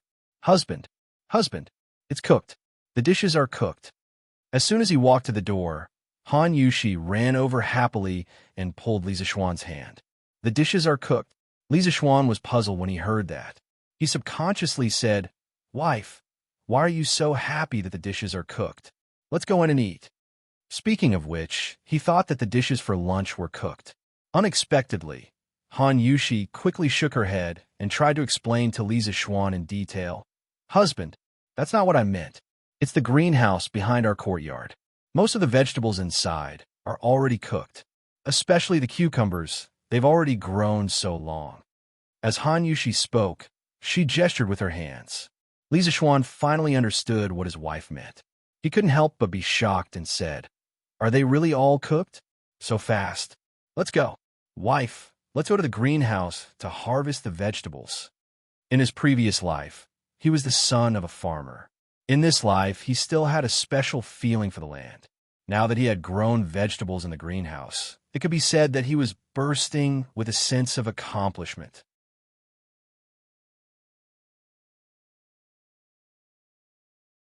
Chapter 1190.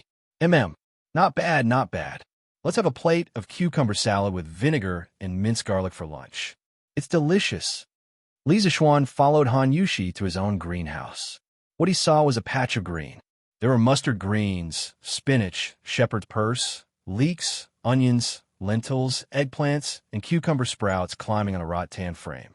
Seeing so much green in the middle of winter, his mood immediately improved. Spinach was brought back by Zhang Qian from the western regions during the Han Dynasty. Lentils were originally from India and were introduced during the Han and Jin dynasties. Eggplants were originally from Southeast Asia and India and were introduced to China during the Jin dynasty. Emperor Yang of the Sui dynasty was especially fond of it and named it Kunlun purple melon. Although the variety of fruits and vegetables in the Tang dynasty was not as much as in modern times, it was definitely not a small number. Looking at the variety of vegetables in front of him, Li Zixuan was very satisfied. When it had hot pot before the new year, the vegetables in it were just bean sprouts and tofu. Now that the vegetables in the greenhouse had matured, they could finally have a good combination of meat and vegetables when eating hot pot later. Husband. Han Yushi nodded and went in to pick the cucumbers. Although it was cold in winter and inconvenient to eat cucumbers, for the Li family who had heating, let alone cucumbers, they could even eat watermelons. Wow, he was actually able to grow vegetables in winter. Xiao Xian, your greenhouse is really amazing. After knowing that some of the vegetables in the greenhouse had matured, Li Jingma, Mrs. Li, and the 3 members of the Yi family hurried over to take a look. When they saw the vibrant vegetables in the greenhouse, Yi Guozhong was shocked. To him, the trip to Chang and last year was not in vain. Not only did he resolve the misunderstanding with his daughter for many years, but he also saw more new things than he had seen in the first half of his life. Sometimes he could not help but sigh at how fast the times changed. My good grandson is so capable. He did all the things that others would not even dare to dream of. Mrs. Yi looked at Li Zixuan proudly and praised him. Yi Fashion personally went up to take a look at the vegetables in the field. He pursed his lips and didn't say anything. This old-fashioned brat still felt that Li Zixuan had violated the natural laws of spring planting and autumn harvesting. At noon, a hot pot was set up in the courtyard again. Lan, who used to have a special fondness for mutton rolls, only ate spinach, shepherd's purse today, especially the cabbage. The tender leaves were boiled in the hot pot for a moment, then dipped in the dipping sauce bowl and put into the mouth to chew.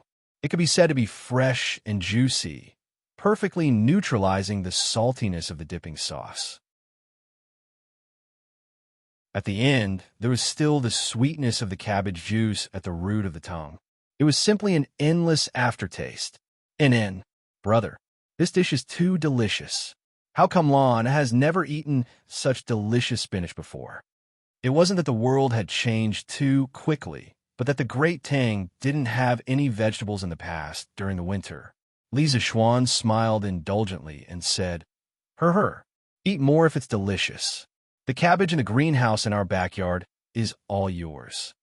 Lan smiled sweetly and very contentedly dipped some cabbage leaves into the hot pot with her chopsticks. Old master, how do the cabbage and spinach taste? Mrs. Li suddenly asked. She looked at Li Jingma, who was also busy dipping the cabbage, and smiled meaningfully. Fragrant, really fragrant. Fragrant and sweet. This cabbage is much better than the cabbage at the end of autumn. And this cucumber, crispy and refreshing, it's really top grade. I didn't expect to be able to eat cucumbers in the harsh winter. It's really delightful. Li Jingma, who was eating very happily, didn't notice that Mrs. Li's smile was a little strange. He sighed a lot and didn't expect to be mercilessly interrupted by Mrs. Li. If I remember correctly, when Xian'er wanted to build a greenhouse to grow vegetables, someone said that if vegetables could be grown in the greenhouse in winter, he wouldn't eat a single one, even if he starved to death. The room suddenly fell into a strange silence. Everyone put down their chopsticks and looked at Li Jingma with sparkling eyes. Obviously, everyone remembered who had said those words at that time. Cough, cough. Eat quickly. Eat quickly. Today's food is so delicious. Don't waste it if it gets cold later. Li Jingma's face was red, and he glared at his wife, but Mrs. Li mercilessly glared back and secretly stepped on his foot. Mrs. Li now had her son and her family backing her up, so why would she be afraid of him? Father, we're eating hot pot. As long as the stove is on, the food won't get cold. Lan raised her head and corrected Li Jingma with a serious expression. Old Master Li almost vomited blood. He couldn't stay in this house anymore. His wife was mocking him, and even his daughter was against him. Lan, eat quickly, don't talk. Father, you should eat quickly too. That was just a joke back then. At the critical moment, Li Zixuan couldn't bear to see his father embarrassed, so he spoke up to help him out. Li Jingma was crying in his heart. His son was still the best to him. Come. One for each of you. Have a taste. In the afternoon, Li Zixuan brought food to the conference room of the Academy's Guanghua building with a basket of freshly picked cucumbers. The conference room was already full. Li Zixuan smiled happily and instructed Fu. Now that San Bao had gone to Sichuan to look for ores, Fu was naturally promoted to Li Zixuan's #1 lackey. Cucumber. Yamacho, where did this cucumber come from? Yin Silu's eyes were about to pop out. He suddenly stood up and said in surprise, Could it be from the palace? That's too precious. Yamacho, you should take it back. Li Gang was very knowledgeable. He knew that the palace could get fresh cucumbers from the soup bureau in winter, so he said that. Hearing this, the gentlemen in the meeting room all declined. That's right. Yamacho, this cucumber is too precious. You should take it back. That's right. This is too precious. Li Zixuan waved his hand and laughed loudly. Gentlemen, you don't have to decline. These cucumbers were planted by my family, not by the soup bureau. It's not expensive. Everyone can have one cucumber. After eating, we'll continue the meeting. He planted it himself. When he said that, everyone in the room was even more shocked. How could he grow cucumbers in winter? Yin Silu said with a look of suspicion. Yamacho, are you joking? Although I heard that you have a hot spring in your courtyard, you can't grow so many cucumbers, right? Mr. Yin, who said that you can only grow vegetables next to a hot spring in winter. Everyone here will be the inheritors of engineering in the future. We engineering are good at doing things that seem impossible.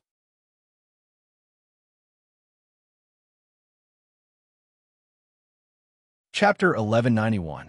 Ka. In the conference room on the first floor of Guanghua Building. The first Yanwang College Teacher Title Evaluation Conference actually started with the crisp sound of cucumbers being eaten. Everyone was sitting in their chairs, enjoying the fresh cucumbers that were just plucked from the seedlings. They were tender and juicy, making people salivate. The conference room was also filled with the unique fragrance of cucumbers. For many people, this was not only a feast for their taste buds, but also a feast for their ears, because the sound of so many people eating cucumbers was too pleasing to listen to. That crisp sound seemed to be able to stir people's nerves, making them unable to stop even if they wanted to. So much so that some people's faces were not only filled with enjoyment, but also a trace of intoxication. Li Zishuan expressed his understanding of this. In his previous life, there was a short video of watching others eat cucumbers for more than a minute on the internet that went viral on Weibo. Many people said that the sound was too crisp and they were already deeply immersed in it, unable to extricate themselves. Actually, this phenomenon was very normal, and it had a special term, ASMR. Its characteristic was visual, auditory, tactile, olfactory, or other sensory stimuli, causing unique and pleasurable sensation in the brain, scalp, back, or other areas of the body. Scientific research showed that when people hear soft voices or objects make light sounds, the brain's amygdala would become very active, and the amygdala could stimulate a human sense of pleasure. Ahem, you know. Ka. The teachers of the academy especially cherished the cucumbers in winter. However, no matter how much they cherished it, there was still a time when they finished it. Many of them even ate the cucumber's buttocks. Li Zishuan's mouth twitched as he watched. He thought to himself, if this was seen by outsiders, wouldn't it be too embarrassing for the academy's image? Cough. All right, since everyone has finished eating, then this year's teacher title evaluation conference will officially begin. Seeing the 80 teachers in the room reluctantly throw the last bit of cucumber's buttocks into the trash can, Li Zishuan coughed twice and solemnly announced. The faces of the teachers of the academy turned solemn as they looked at Li Zishuan. Compared to the cucumber, they were more concerned about this. There are a total of 43 applicants for the position of lecturer, 25 applicants for the position of associate professor, and 7 applicants for the position of professor. Next, the acting Shan Zhengwan, Mr. Ji, and the head of the teaching office, Mr. Kong Gue, will announce the results of the evaluation. Due to the large number of participants and the complicated process, the professional title evaluation conference lasted until the sky turned dark. In the end, a total of 6 people were appointed as professors. They were Yin Silu, Wang Ji, Xiaodian, Su Hongji, Mo Huai, and Ma Zhou. The 6 of them were happy to have a residence on Cloud Mountain. They finally had the opportunity to enjoy the academicized architectural decoration and become neighbors with Li Zishuan. Of course, Mo Huai was an exception. He had rejected Li Zishuan's request to give him a residence. Firstly, Li Zishuan had previously given him Lu Shuren's mansion in Plum Village for free. Secondly, his daughter, Mo Lingwei, had been appointed as a special professor of the academy because of the astronomical telescope incident. She had already received a residence on Cloud Mountain. If he received another one, it would be somewhat inappropriate. From now on, Ma Zhou no longer had to rent a house. At least he had a home in Chong, and it was an exquisite mansion that was priceless. As for Wang Ji, he no longer had to live in the academy's teacher's dormitory. After class in the afternoon, he could also warm 2 pots of wine at home. It was worth mentioning that Yin Xiaoning was not appointed as a professor, but only as an associate professor. This was because the strict and old-fashioned people like Li Gang and Yin Silla believed that Yin Xiaoning did not have academic achievements like Mo Lingwei. Giving him the position of associate professor was already giving Li Zishuan face. Being a professor was definitely out of the question. As a result, the Porian shouting was subconsciously suppressed by Mo Lingwei. There were a total of 20 associate professors in the academy. The rest were all promoted from teaching assistants to lecturers. Although this result was somewhat unsatisfactory for a small number of people, it was still a happy ending overall. The next day, in the morning, Han Lijing and Old Hu came to Cloud Mountain early in the morning to look for Lisa Xuan. Father-in-law, Uncle Hu, come and sit. As the academy had officially started work, Lisa Xuan did not sleep in today. He had already woken up at this time. Seeing Han Lijing and Old Hu coming together, he quickly greeted them. The three of them sat down in order. Han Yushi brought 2 cups of hot tea for Han Lijing and Hu Hanyan. Han Lijing took it, then looked at Lisa Xuan and said, Xiao Xian, I've already packed up yesterday. I plan to leave for Hudong Road today to buy all 3 estates, and then start to treat the sewage. Father, you're leaving so soon? Han Yushi was a little reluctant. She looked at Han Lijing and couldn't help but ask. Yushi, it's not early anymore. It's already the 17th day of the first month. If we don't leave now, the sewage of the mines will affect the people's spring planting, Han Lijing said with a smile. Then, he said earnestly, after your father leaves, you and little Xian will have to take care of Tai Dan. In any case, this kid is much more promising than before. I'm not worried about him. It's you. I hope that you and Xiao Xian can live a good life.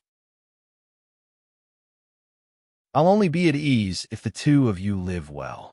Speaking of which, if I can become a grandfather this year, I'll be completely satisfied. Although Han Yushi also wanted to give Lisa Xuan a boy or a girl, how could she say such words? She couldn't help but feel embarrassed. Father, what are you saying? It's still early. Good. I won't say it. This matter, you and Xiao Xian can do as you see fit. Han Lijing stroked his beard and comforted her. Since father-in-law has decided to leave today, this son-in-law will arrange for guard to pack up the money and escort father-in-law to Hudong Road. Once you've settled down there, this son-in-law will ask them to come back. Lisa Xuan said with a serious face. That's good too. The money needed to buy a manor isn't a small amount. Xiao Xian, you can send some people to protect it. Han Lijing nodded, then patted Hu Hanyun's shoulder and said to Lisa Xuan, Xiao Xian, other than this, I have another matter. This time, I'm going to Hudong Road, and I probably won't be back in a short period of time. So, I'm thinking that it's better to let Old Hu be the Han Manor's village chief. Otherwise, if I'm not around for a long time, I'll delay the Han Manor's affairs.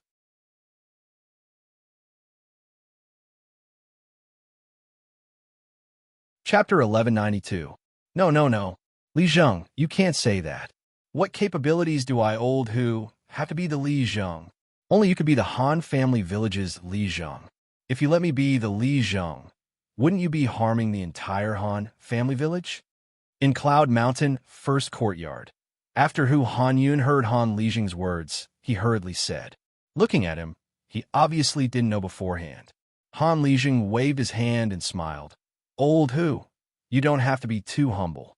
Last year, when I wasn't at the Han family village, as the acting Li Zheng of the Han family village, you did everything very well. But the Han family village cannot continue to be without an official Li Zheng.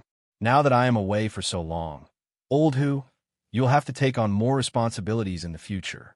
This is also for the good of the Han family village. But Hu Hanyun still wanted to argue. Being a straightforward person, he subconsciously felt that this was snatching the rice bowl from Han Lijing, and it was very unethical. No buts. Apart from you, there's no one more suitable. Without waiting for Hu Hanyun to finish, Han Lijing directly interrupted. After saying that, he looked towards Lisa Xuan and urged the latter to make a decision quickly. Little Xian, you should quickly consider this matter. I have to leave today, but the Han family village cannot be without a Li Zheng for too long. Lisa Xuan frowned. He looked at his own wife's expression and realized that Han Yushi's face didn't have any special expression. He thought for a while and said, Father-in-law is right. How about this? After father-in-law has completely settled down at Hudong Road, I will hand over the Han family village's Li Zheng to Uncle Hu. What do you think? Now, the entire Lantian County was his fiefdom, so to decide on a village's Li Zheng was just a matter of a sentence to him.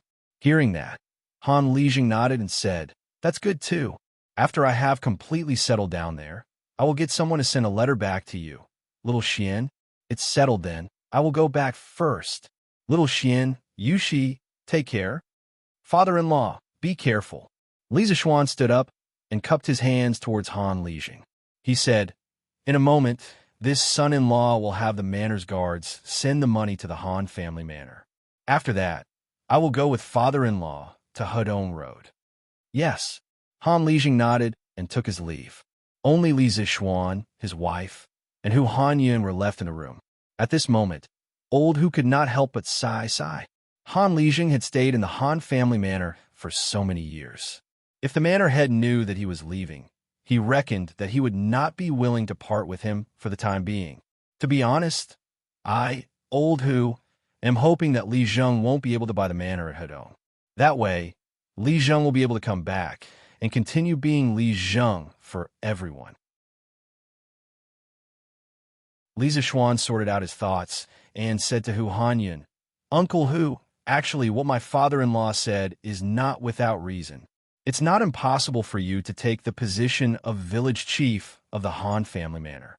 Father-in-law still has other important matters to attend to in Hudong Road. So, from today onwards, you will have to take on all the responsibilities of the Han family manor." Hu Hanyun opened his mouth, and after hesitating for a while, he could only say helplessly, "Yes, young master." The main hall was silent for a moment. Hu Hanyun then remembered the purpose of his visit. So, he said to Li Zishuan, "Young master, a portion of the vegetables in the Han family manor sheds are already ripe. 2 days ago, the manor heads were discussing with me if we should take a batch to Chong and city to sell. After all, these things can't be kept for long." Li Zishuan smiled and nodded, "Yes. Then let's sell them."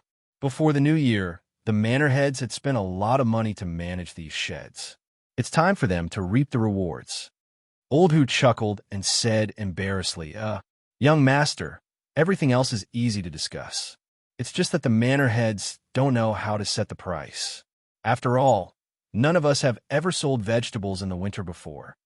Li Zishuan instantly understood what Hu Hanyun meant. It was most likely that the manor heads felt that the vegetables in the winter were more valuable. However, as they were used to being honest, they were too embarrassed to ask for too high a price. So, they asked old Hu to come over and ask for his opinion. After pondering for a moment, Li Zishuan opened his mouth and said, "I can't tell you the exact price. Uncle Hu, go back and tell everyone that they can refer to the price of each vegetable in autumn and summer and multiply that price by 20 to 30 times. In modern times, the price of the same type of vegetables grown in the winter in greenhouses was generally twice as high as the price of the vegetables grown in the summer under natural conditions. Because the manor heads under him were the first batch of Tang Dynasty farmers to grow vegetables out of season on a large scale, it wasn't excessive to ask for 20 to 30 times the price. In fact, even if he asked for 100 times the price, there would still be people who would buy it.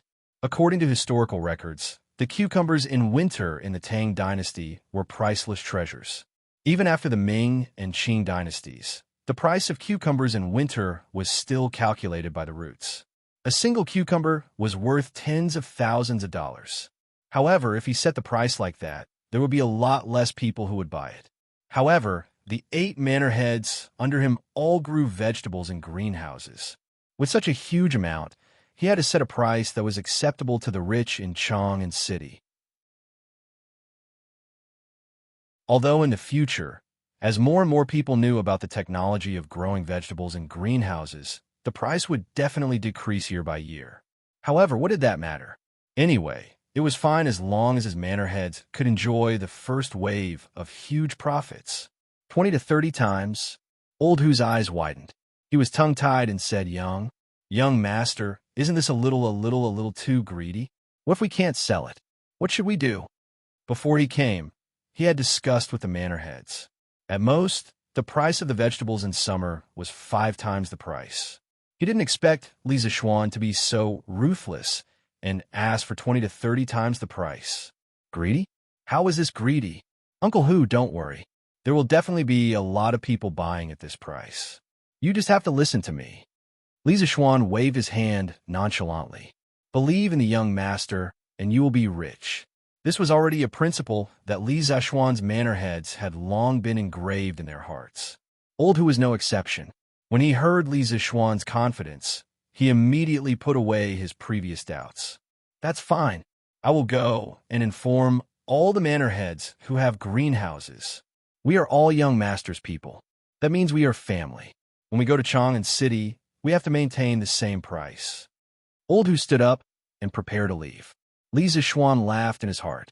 He didn't expect Old Hu to be so meticulous.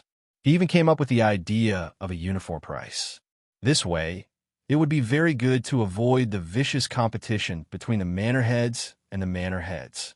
Good. Uncle Hu, take care.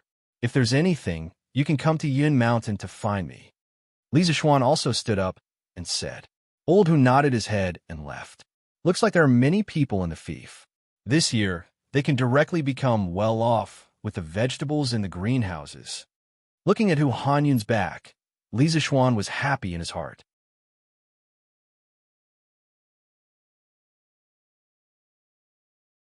Chapter 1193. Shopkeeper Lu, do you want spinach, cucumber, or spinach? The next day, before dawn, many farmers had already entered the city with 2 baskets of fresh vegetables. Of course, there were also those who directly pulled ox carts into the city. With the help of the cement road, the speed of the ox carts was naturally very fast. Unsurprisingly, the farmers chose the Drunken Immortal restaurant as their first stop to sell their vegetables. In the past, when the bean sprouts were just grown, they also did this. Yo, Old Hu, come in quickly. The Drunken Immortal restaurant had just opened when shopkeeper Lu saw that Old Hu had brought dozens of farmers with him. Second Master Lu didn't come today, but his sons did. Old Hu, the vegetables in your shed have all grown? As one of the few elders under Li Zishuan, shopkeeper Lu knew that the farmers under Li Zishuan were secretly cultivating vegetables. Seeing so many fresh vegetables, shopkeeper Lu was first shocked, then he said in realization. Old Hu grinned and said yes. A portion of them have already grown. Everyone wants to bring some to Chang'an City and see if they can be sold. Easy to sell. Easy to sell. Of course they're easy to sell. Shopkeeper Lu hurriedly nodded. Speaking of which, when he saw those green spinach and cucumber, he couldn't help but salivate. Ding San. Quick, get a scale and weigh all these vegetables. Shopkeeper Lu didn't even ask about the price and directly called the servants over to weigh the vegetables.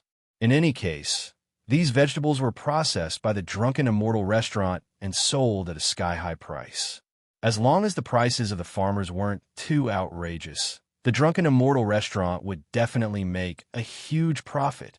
After all the vegetables were weighed, Manager Lu asked, the weight of each of the vegetables is recorded here.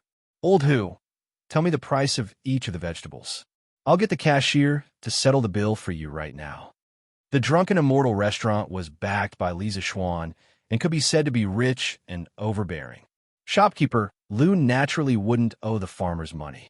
Hu Hanyun scratched his head and said somewhat embarrassedly, Shopkeeper Lu, you also know that these vegetables were all grown in the greenhouse. So in terms of cost, it's much more expensive than growing vegetables in the summer. He was afraid that Shopkeeper Lu would misunderstand, so he spoke in advance. No matter how unreasonable Lu is, he still understands this. Old Hu, just name the price. Don't worry about it. No matter how high it is, the Drunken Immortal will still make a profit. Shopkeeper Lu laughed and waved his hand carelessly. Old Hu breathed a sigh of relief and said with a smile, let's discuss these dishes. Shopkeeper Lu, you just have to pay us 10 times the summer price. Li Zishuan had clearly said that it would be 20 to 30 times, but Hu Hanyun had said that it would be 10 times. This was also something they had discussed in private before they came. Anyway, 10 times the price was already very profitable for them. Just today's trip alone had allowed them to earn back the cost of the greenhouse. 10 times? Manager Lou frowned, shook his head, and said, "Old who? You're deceiving me again.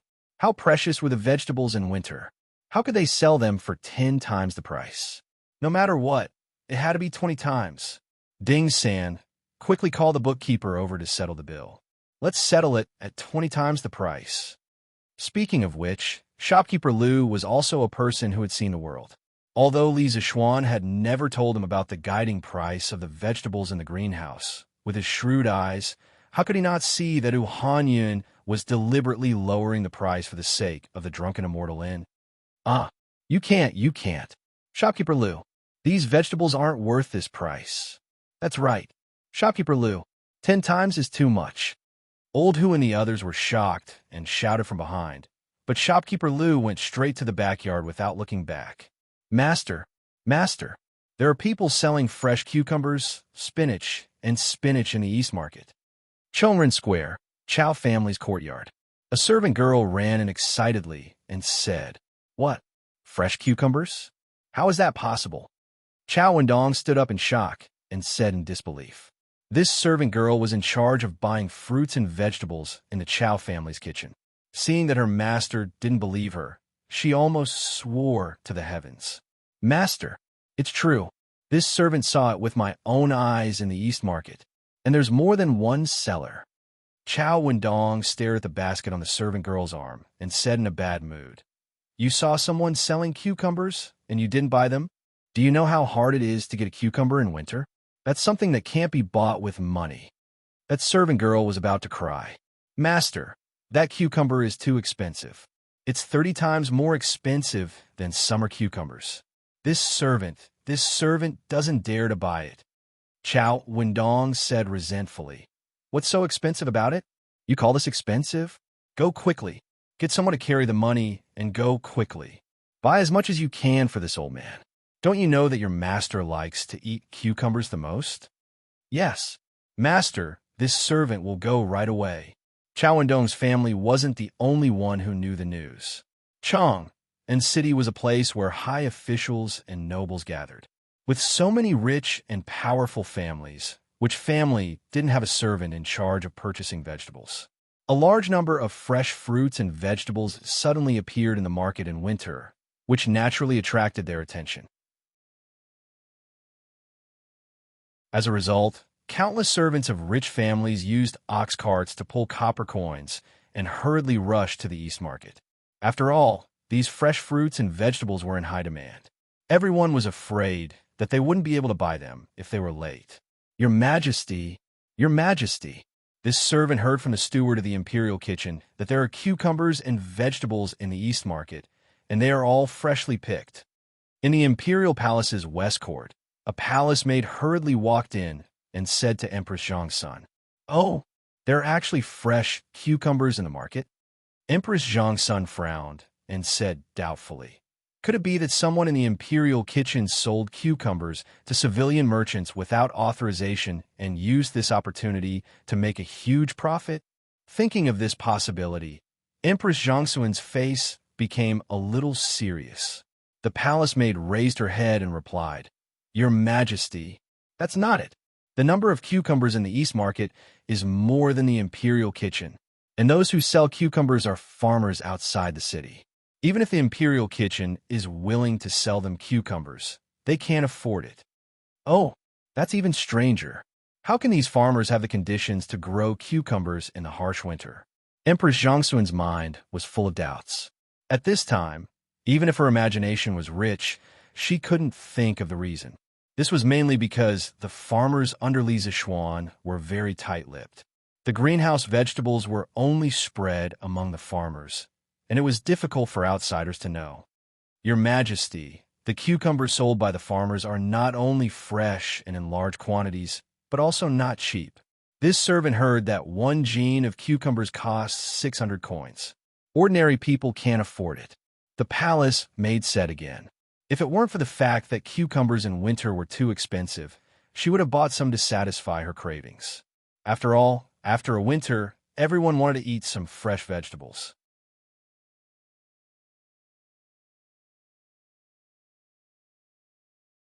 Chapter 1194. Have you heard? There are many fresh cucumbers, spinach, and lentils in the East Market. It's really rare. How is that possible? In the middle of winter, other than the tastemaker, where else would there be fresh vegetables? It's true, Brother Ming. If you don't believe me, then forget it. Anyway, I have to hurry and buy a caddy of cucumbers. After a whole winter, I'm really craving for them. Hey, Brother Zhou, wait for me. I'll go buy some too. Within Chang and city, similar conversations were happening in every corner. Those who heard the news immediately rushed to the East Market. What? Cucumbers for 600 copper coins per caddy? In summer, the most expensive is only 20 copper coins. The crowd who came to watch the show couldn't help but be flabbergasted when they heard the price of the cucumbers. Che, you already said that it's summer. It's winter now. Have you seen cucumbers in winter? 600 copper coins is already very cheap. Immediately, someone who knew the industry refuted. Aren't these people from the Han village? No, there are also people from the Plum village and the Liujia village. Oh my God, why do they have so many cucumbers and vegetables? Although the spectators couldn't afford it, there were still many who recognized the villagers who were busy selling vegetables and collecting money. No, strictly speaking, they are all villagers under the Marquis of Yong'an. Could it be that the Marquis of Yong and taught them to grow these vegetables? Someone thought of a very serious question and instantly attracted a round of exclamations.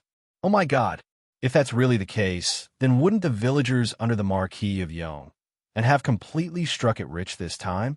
Sigh, why don't I have the fate to become a villager under the Marquis of Yong'an? These people were lamenting the good luck of the Han village and the Plum village, while lamenting that they couldn't be in their place. As for those farmers who came to sell their vegetables with baskets, they had already been surrounded by the servants of those rich families. They couldn't even win money. Hey, my master wants all the cucumbers you have here. Can you help me send them to my master's residence? A well-dressed manservant shouted at a villager. The farmer wiped his sweat and said with some embarrassment, "Little brother, if it were any other time, I would definitely help you deliver it. But as you can see, I can't leave at all." The manservant rolled his eyes and said, "Why can't you leave? Other than the cucumbers, bring the rest of the vegetables to the residence. My master wants them all. I definitely won't shortchange you." The villager thought about it, nodded, and said, all right then, little brother, please lead the way." No. Why do you have to buy all the vegetables by yourself? This big brother don't go. My master is willing to pay twice the price to buy 10 caddies of cucumbers from you. Seeing that all of the farmer's vegetables were about to be snatched by this manservant, someone at the side was immediately unwilling to do it. Ahem, get out of the way. Let this old man buy first. This old man will pay 3 times the price. In the morning, Hu Han Yun and the others sold a batch of vegetables to shopkeeper Lu at 20 times the original price. When the other farmers found out, they immediately raised the price of the vegetables to the rich people in Chang and by 30 times. Their thoughts were extremely simple. In any case, the price they sold to the immortal indulgence and absolutely couldn't be higher than the price they sold to outsiders. In other words, the price they sold to outsiders absolutely couldn't be lower than the price they sold to the immortal indulgence in, since he sold it to the drunken immortal restaurant at 20 times the original price. Then if he sold it to someone else, he would sell it at 30 times the original price. At first, they were a little nervous, but later they found that even if the price was 30 times higher, it would still be immediately sold out. Moreover, there was a large number of people willing to buy at a higher price. The farmers happily counted their money while secretly rejoicing in their hearts. Fortunately, they had asked Li Zixuan about the price yesterday. Otherwise, if they foolishly came to Chang and to sell vegetables at 5 or 6 times the price, wouldn't they be cheated miserably by outsiders? The momentum of the East Market's popularity gave the farmers a very sensational publicity for their cucumbers and vegetables. At the same time, the immortal indulgence and was busy advertising their vegetables and cucumbers. Cold cucumber salad, shepherd's purse fried lentils, vinegar spinach, chive scrambled eggs. Yo, shopkeeper Lou, the immortal indulgence, and is very capable. This old man heard that someone was selling cucumbers and vegetables in the East Market this morning. I didn't expect that you would have ready-made cucumbers and vegetables at noon. Sure enough, you didn't let me down. At noon, Feng Zhihua and a group of old customers came to the immortal indulgence Inn to eat and saw that there were several new dishes on the menu in the hall on the first floor. After looking at them, Feng Zhihua couldn't help but smile with satisfaction. When he heard the news in the morning, he immediately sent someone to the East Market to buy vegetables, but who knew that he was still a step late and didn't get anything. After all, Chang'an City had a population of over 1 million, and there were countless rich people in it. Although there were many farmers who came to sell vegetables, there were still so many people who came to buy at the same time. Therefore, Feng Zhihua, who didn't get any fresh vegetables, wanted to come to the immortal indulgence and to try his luck. He didn't expect that he would really come across it. Since things had developed to this point, many people had already guessed that behind this group of farmers selling vegetables, it was very likely that Li Zishuan had taught them how to grow vegetables in winter. Feng Zhihua also thought so. Otherwise, he wouldn't have chosen to come to the immortal indulgence and to try his luck. Hee. Boss Feng, you flatter me. What do you want to eat today? Shopkeeper Lu smiled like a Methriya Buddha as he greeted. Feng Zhihua asked for the opinions of a few friends who came with him, then smiled and said, I'll have to trouble Shopkeeper Lu to order all the new vegetables that were released today. To be honest, just thinking about these dishes makes this old man's mouth feel a little hungry. This winter, I'm really tired of eating meat and pickles. Although the price of each dish was indicated at the bottom of the menu, Feng Zhihua didn't look at the price from beginning to end. Now that he had status, and wealth, he was indifferent to money. No matter how expensive these dishes were, as long as they were delicious and made people happy, it was fine. Shopkeeper Lu chuckled and said, haha, good. Ding San, quickly serve Boss Feng to a seat.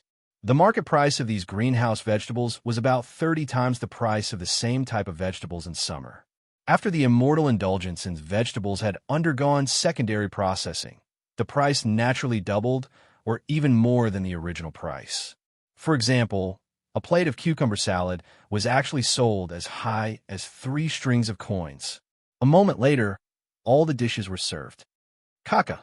Feng Zhihua picked up a piece of cucumber salad with his chopsticks and put it into his mouth to chew for a moment. Accompanied by a series of crunching sounds, the clear and sweet juice of the cucumber, mixed with the aroma of garlic and vinegar, instantly made all his taste buds active. He couldn't help but praise, crispy and juicy, sweet and refreshing. It's been a long time since I've eaten such a refreshing cucumber. Moreover, the chef of this immortal indulgence is amazing. A plate of cucumber can actually make such a delicious dish. It's really not a wasted trip. You're tuning in to the Warrior Lore YouTube channel. Don't forget to subscribe and join us on this journey to catch the most captivating stories.